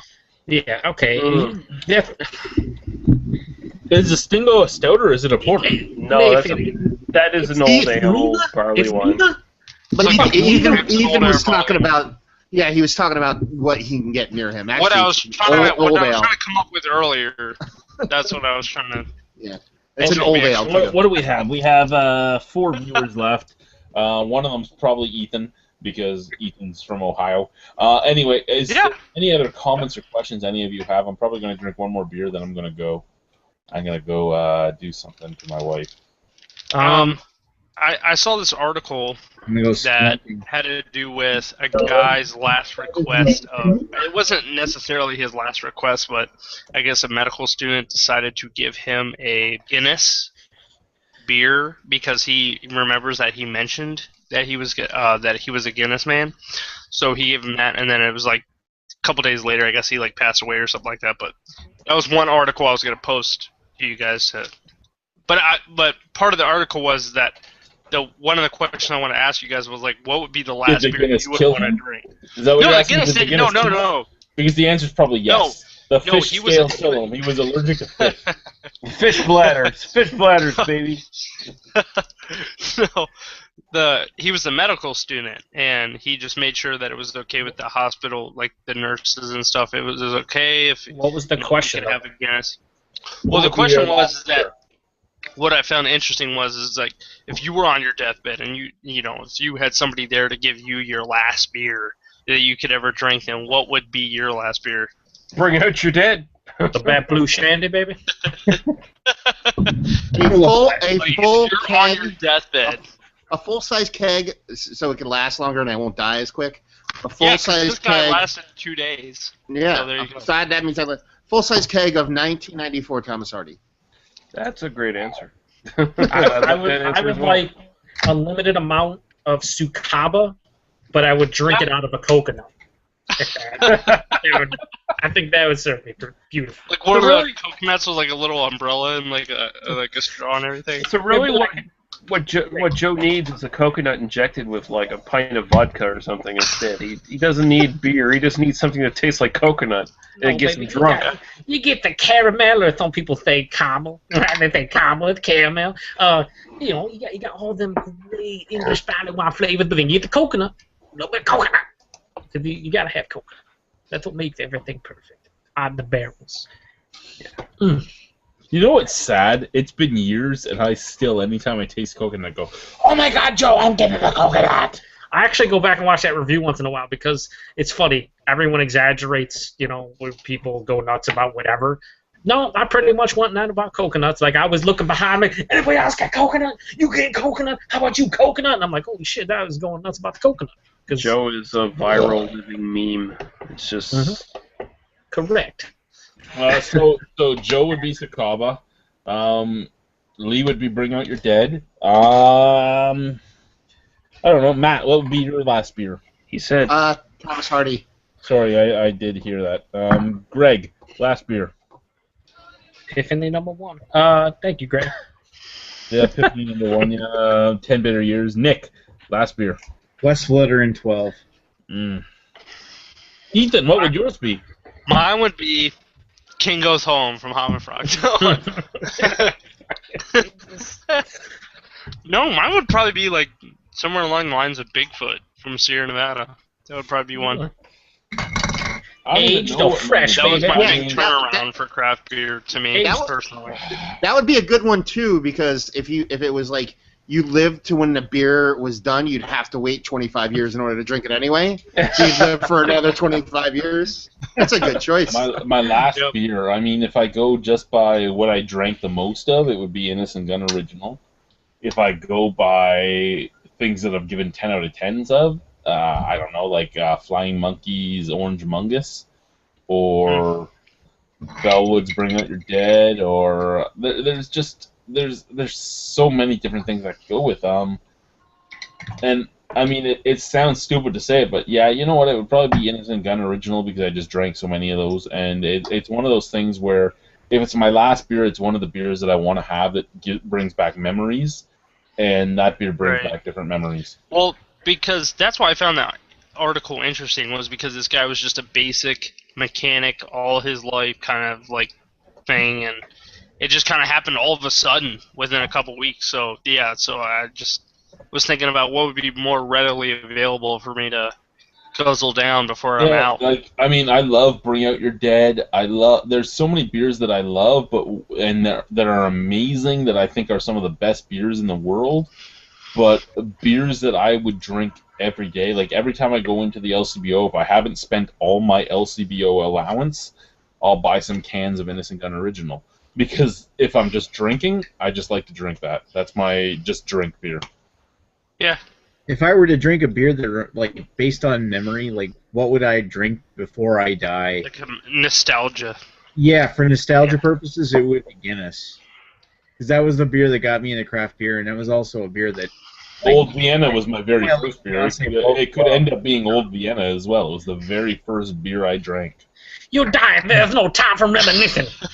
Yeah, if you wanted to drink something just for old time's sake, for me it would be Guinness, because that's the one. Yeah, if it was going to be my craft beer time, it would be Innocent Gun. If it wasn't going to be, if it was just like remember myself when I was 8 years old playing video games with my buddy Ray, it would be Old Vienna. Because when I was 8, I got drunk on Old Vienna. Moosehead Pale Ale for me. On that. I just do like a keg stand of Sam Adams Utopias. That's why I die of alcohol poisoning, and I don't remember. Well, I'm with Matt, baby. That's what I'm my standby beer would be like Propeller IPA, because that would be one I would turn to just if I wanted to drink something. If I was going to go down the shitty macro road, then it'd just be like fucking Cranberry or something, because I'd want to die real quick. Baby. Just get it over with. It was the best of the line. It was the best of the line, Lee. Just put it right in my vein and pull the plug. Yeah, we'll get them big flats going on, baby. Load it right in my veins. Some not 50 cents big flats, baby. Light up all the big flats. All of the big flats. Maybe throw in a couple big flat lights and see what happens. You know, stuff of that nature. We do have a couple more comments here. Someone replied to Joshua Martell's question saying that his favorite would be Black Butte Porter. I found that hilarious. But technically ported off stout, though. Okay. Yeah, so you know that's good. It's just as dark, baby. Good answer, Volgora. Thank you for joining us. Yeah, thanks for the comment. Yeah, Arthur Donald says propeller beers all have a certain taste, and yes, that taste is generally excellent. Or shit, depending on which way you're looking at it. Yeah. Joshua Martell says, honestly, I only asked because of the mass release of Mexican Cake and Prairie Bomb this week. I thought it would be appropriate.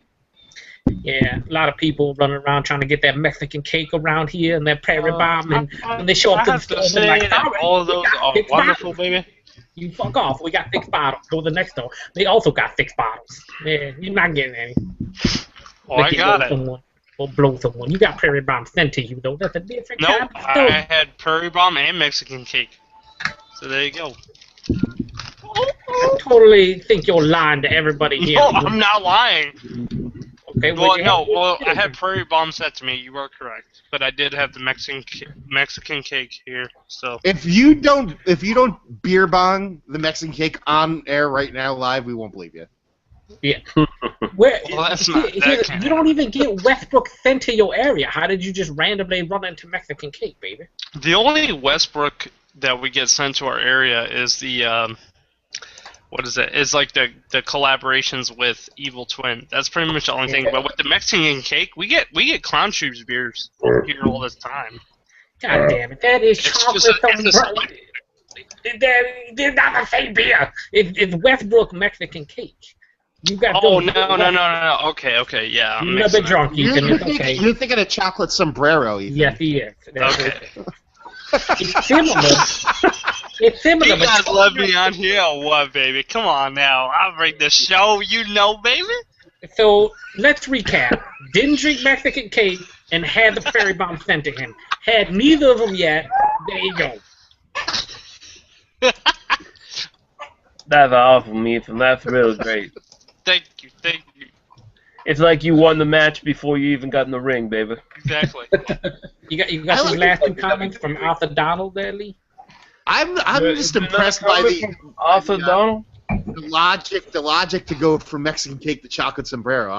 I'm astounded by that logic. I don't know. It's all Mexican to him. Arthur David says the last. No, because it makes sense. It makes sense. It does. Arthur David says the last beer he'd have is the beer before the jealous husband catches him. And Arthur, just so you know, I'm a 300-pound albino, and I could wring your neck. Well, he also said fish bladder supposedly killed fat man. So we're all dead at some point. And then he said coconut. He's into coconut as well. He's obviously a Roddy Piper fan. Just hitting Jim Snooker in the head. There's 5 of us in this panel that are dead from the fish bladder, obviously. Yeah, guaranteed. It's okay, though. Okay. Yeah, so I bought 2 Red Bulls today at the store to review. I don't buy Red Bull. I don't drink Red Bull. There's actually a study out that says the reason Red Bull kills people is because it makes your blood sticky for a few days, so it goes through your heart a lot slower. What beer is that? I bought the orange Red Bull and the yellow Red Bull, so the tropical and the orange flavors. Just You will like the orange one a lot better. I didn't realize there were multiple flavors of Red Bull. You don't even have to drink them. You know what? Just told you what you're gonna. You know what? You know what? You know what's funny, Chad, is that watch my review. I actually did the yellow and the orange together as a taste test to see which one watching I people's like reviews, better. baby. Hold on, I'm You think looking this this is up right 2011? now. I'm gonna look this up. Hold on. I'm looking this I'm up right really now. liking lately, you know what I'm really liking lately is those Rockstar Energies. Like they look kind of like those Cappuccino ones? vitamin water ones. They almost look like those bottles of vitamin water, except for they're actually like 5 calories and 180 grams of caffeine. I haven't seen those ones. You know what I really like? Coffee. They're probably illegal in the U.S. You know what I like? Just being awake. Yeah, you know, coffee does it for me. Those fucking Tea. things. I'm a tea guy myself. Ooh la la. Doing tea. You said you picked up the yellow and orange, right? Yep. Okay. Yeah, And I I actually did an exact review of it. I also It's picked up crazy. the green, and the green says it's lime, but wasn't the silver? Yeah. Lime? Is it different? I No. thought the silver was lime. Well, the silver ones that we had here, they were just blue, red, and We had blue, red, and silver last year. silver. Yeah. And silver was lime. I think it was lemon and lime. I think it was both. Okay. But I don't know. I could be wrong about that. Such an in-depth discussion about Red Bull, baby. Never thought Yeah. I'd hear it. I posted beer it, news? but I posted it. So there you go. You want to hear a little bit of beer news that I just saw? Sure. Apparently, Anheuser-Busch has halted beer production in Georgia in order to provide canned water for Texas and Oklahoma for the storm victims. Wait, So they're that just canned water. giving them their beer. Actually, that wouldn't be the first time they did that. As much as we all hate on Anheuser-Busch, one thing they have done several times in their existence, and they did it for Katrina and they did it for a bunch of other things, is they halted beer production in different states and made nothing but canned water. And that isn't a first for them. That is something they do, which I must say I give them kudos for, because I'm sure Nestle wouldn't give away free bottles of water. Probably not, no. No. I just shared it on our private chat here, but yeah, it was something that was posted on NBC News, and apparently they stopped late Wednesday night to produce 50,000 cans of water. Yeah, like I said, I make fun of Anheuser-Busch quite a bit, but the one thing I can say about them is when people actually have a huge tragedy in the U.S., they go, "Oh my God, let's fix this," and they send water out, and that's the one thing I can give them, and it's free. It's sent to the relief stations, and for that I give them kudos. The joke is it's not much different than making their beer. Yeah, but, they didn't have to change their Bud Light recipe much. Yeah. I mean that's the joke. But in all honesty, as much as I hate them, and as much as they're a stupid corporation, this and that, that's an awesome thing that they do. Here's a real question: are these in talls? Because if they're not in talls, I don't want them. The 12, No, the 12 fluid ounces, baby. They're usually Fluid ounces. 355s. Yeah. Yeah. That's bullshit. Fuck Wait. 'em. Okay, so they're giving water for Texas for the Oklahoma storm victims, correct? Well, water, Texas and Oklahoma. Ethan. Oh, Ethan, and okay, because I was gonna actually message Stephen Bush about that, so he could send me some of that water, baby. For people that need it, baby. If it's like under like 10 feet of water, baby. Well, he lives in Oklahoma, and I figured he might be able to send it to me because he's sending me a second package. I think you're very low on the list of priority customers there. You know, all them people down there that don't have fresh water and are dying. I wonder if Stephen could get that in that beer man for me, baby. As they talk about their products, it's getting them to actually do something like this. Yeah. I'm sorry, I didn't mean to sound like that. You're a fucking jerk, Ethan. You piece of shit. I know. It's okay, you're totally hammered, though. Just make the lie. I have to shave your mustache. I haven't fallen asleep yet. So change your identity. You have not Gregged up this show yet. Yeah.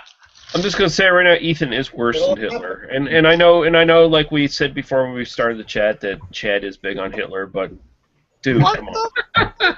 What the? Wait, what? Did you just call Ethan Hitler? Yeah, that's right. I don't know. No, I think he's worse than Hitler. Apparently, Chad was denying the Holocaust was real, or something. He was. Yeah, earlier on. You can call me take some advice. Yeah, exactly. I don't know if I should be offended or if I should be flattered. So Chad's channel is about to end right now. He's going to start a new channel very soon. He get to the Holocaust denial video. That's the final video. Crystal not happened. Hey, Greg. What You is know your what the favorite worst part stout? is? That guy was such a fucking twerp, and I see him at work every once in a while. I can't say anything to him because I'm not allowed to, but I really want to.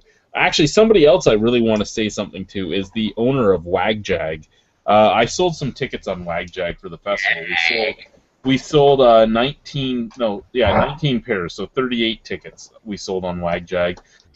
They owed me $550. I had to wait 15 business days to get my check, which doesn't work for a charity event because what I do is I find out exactly how much I made, I take out what it's owed to me to repay my expenses, and then I pay cash to the charity. So waiting 15 business days, whatever. I waited, I got my check. My check wasn't enough. It wasn't what they owed me, and I sent them a message. I'm like, what the fuck? Oh, we pay you 70% of what we owe you, and the other 30% comes 45 business days later. Huh. Wait, what? I have to wait almost 3 months to get my money? No, I'm not using you. You guys can fuck yourselves. But now the money that I gave the charity was more money than what my expenses were, because now I have 2 months worth of interest charges put on top of what my expenses were. Because it sounds like how a bank works, kind of, in a way, but... Yeah, well, they hold it so that they can make their money off of your interest. That's what they're holding it for, is to make interest money. But you're doing nothing. You have like 5 people on your staff. You just put it on your site. People buy it through your site. You're making money off of them buying it through your site. Then you're making money off of what you're taking off the top of me, and then you're making money off of my interest. Fuck you. Exactly.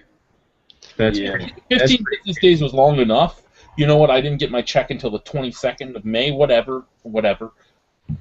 But 45 days after that to get the last 25%? No. Double fuck you. All right, I think you're gonna head out, guys. Wait, before you go, Nick. Did you notice the comment, baby, on your Amsterdam the double barrel? What do you got to say about my Amsterdam? Everybody's favorite Tits Be a Bomb 420 coming live from the interwebs, baby. Where the fuck I got it? How the fuck did you get this? I can only get the original version each year. Well, you got to get the special beer store release. That's the only place you can. Yeah, maybe you walk the fuck out of Welland once in a while, you dirtbag junkie motherfucker. I feel like replying with what I'm saying, like it's a sort of magic. Yeah, just magically. You know what? Chad, but- Talking about comments like where did you get this? Every one of those Black Label Trafalgar beers we posted, which only people at the Ontario Brewing Awards and people that Trafalgar give them to have been able to get. Every one of those videos I post, I get a response from a guy named Rex who always asks me about my Bare Naked beer reviews, and he's like, "Oh, I liked this when I had it," or "When the fuck did you have it? Who are you? When did you have it?" Because I know for a fact that there's only like 70 people in this entire province that have had it. So where did you have it? Obviously, you had it somewhere. No, I think he's just fucking bullshitting me because I don't know this guy. And the only people I've ever heard have it, I mean, we're the only ones that have fucking even untapped it. And the only reason I know that is because Jordan actually sent me a message today before he posted his story going, "Hey, you rated this," and we actually talked back and forth, Jordan St. John and me, about what I rated the beers and what he rated the beers, and we talked back and forth for a little bit about it. And I don't even think he's still untapped it. He just found them on Untapped, with it's just being me, you, and fucking Guy that untapped them. Like, nobody's had these beers. Don't give me that you've tried them. Yeah, I stopped by their brewery a couple days ago. I was in the area, and yeah, they didn't have any Black Label beers whatsoever. No, those are not for sale to the public. Technically, they're awards beers. You'll see them again in a month at the Canadian Brewing Awards because they'll be here for that. And that's actually here in Niagara Falls this year, so I might use my last sick day. I might. Basically, they have award-winning beers, but you just can't drink them? Yeah, basically. Basically, they have award-winning beers, but you can't drink them. This Rex guy has obviously got connections. He's obviously Rex is probably short for Tyrannosaurus Rex, and he's obviously a sexual Tyrannosaurus. Ah. There is a thread on your favorite bar towel there, Chad, where on Bar Tower, they will send you a little bit of like a package if you want for free.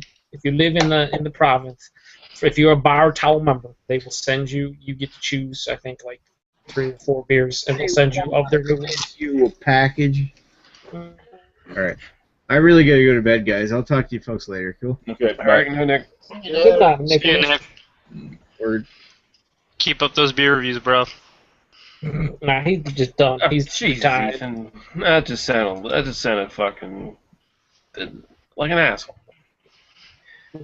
Keep up those beer reviews, bro. Anyway, Keep on keeping on. Crowd, I'm gonna check if any of you have commented, and if you haven't, no, nobody's commented. So good night, guys. We're going offline, and we're gonna continue this party just naked for the rest of the night. That's right, Hitler.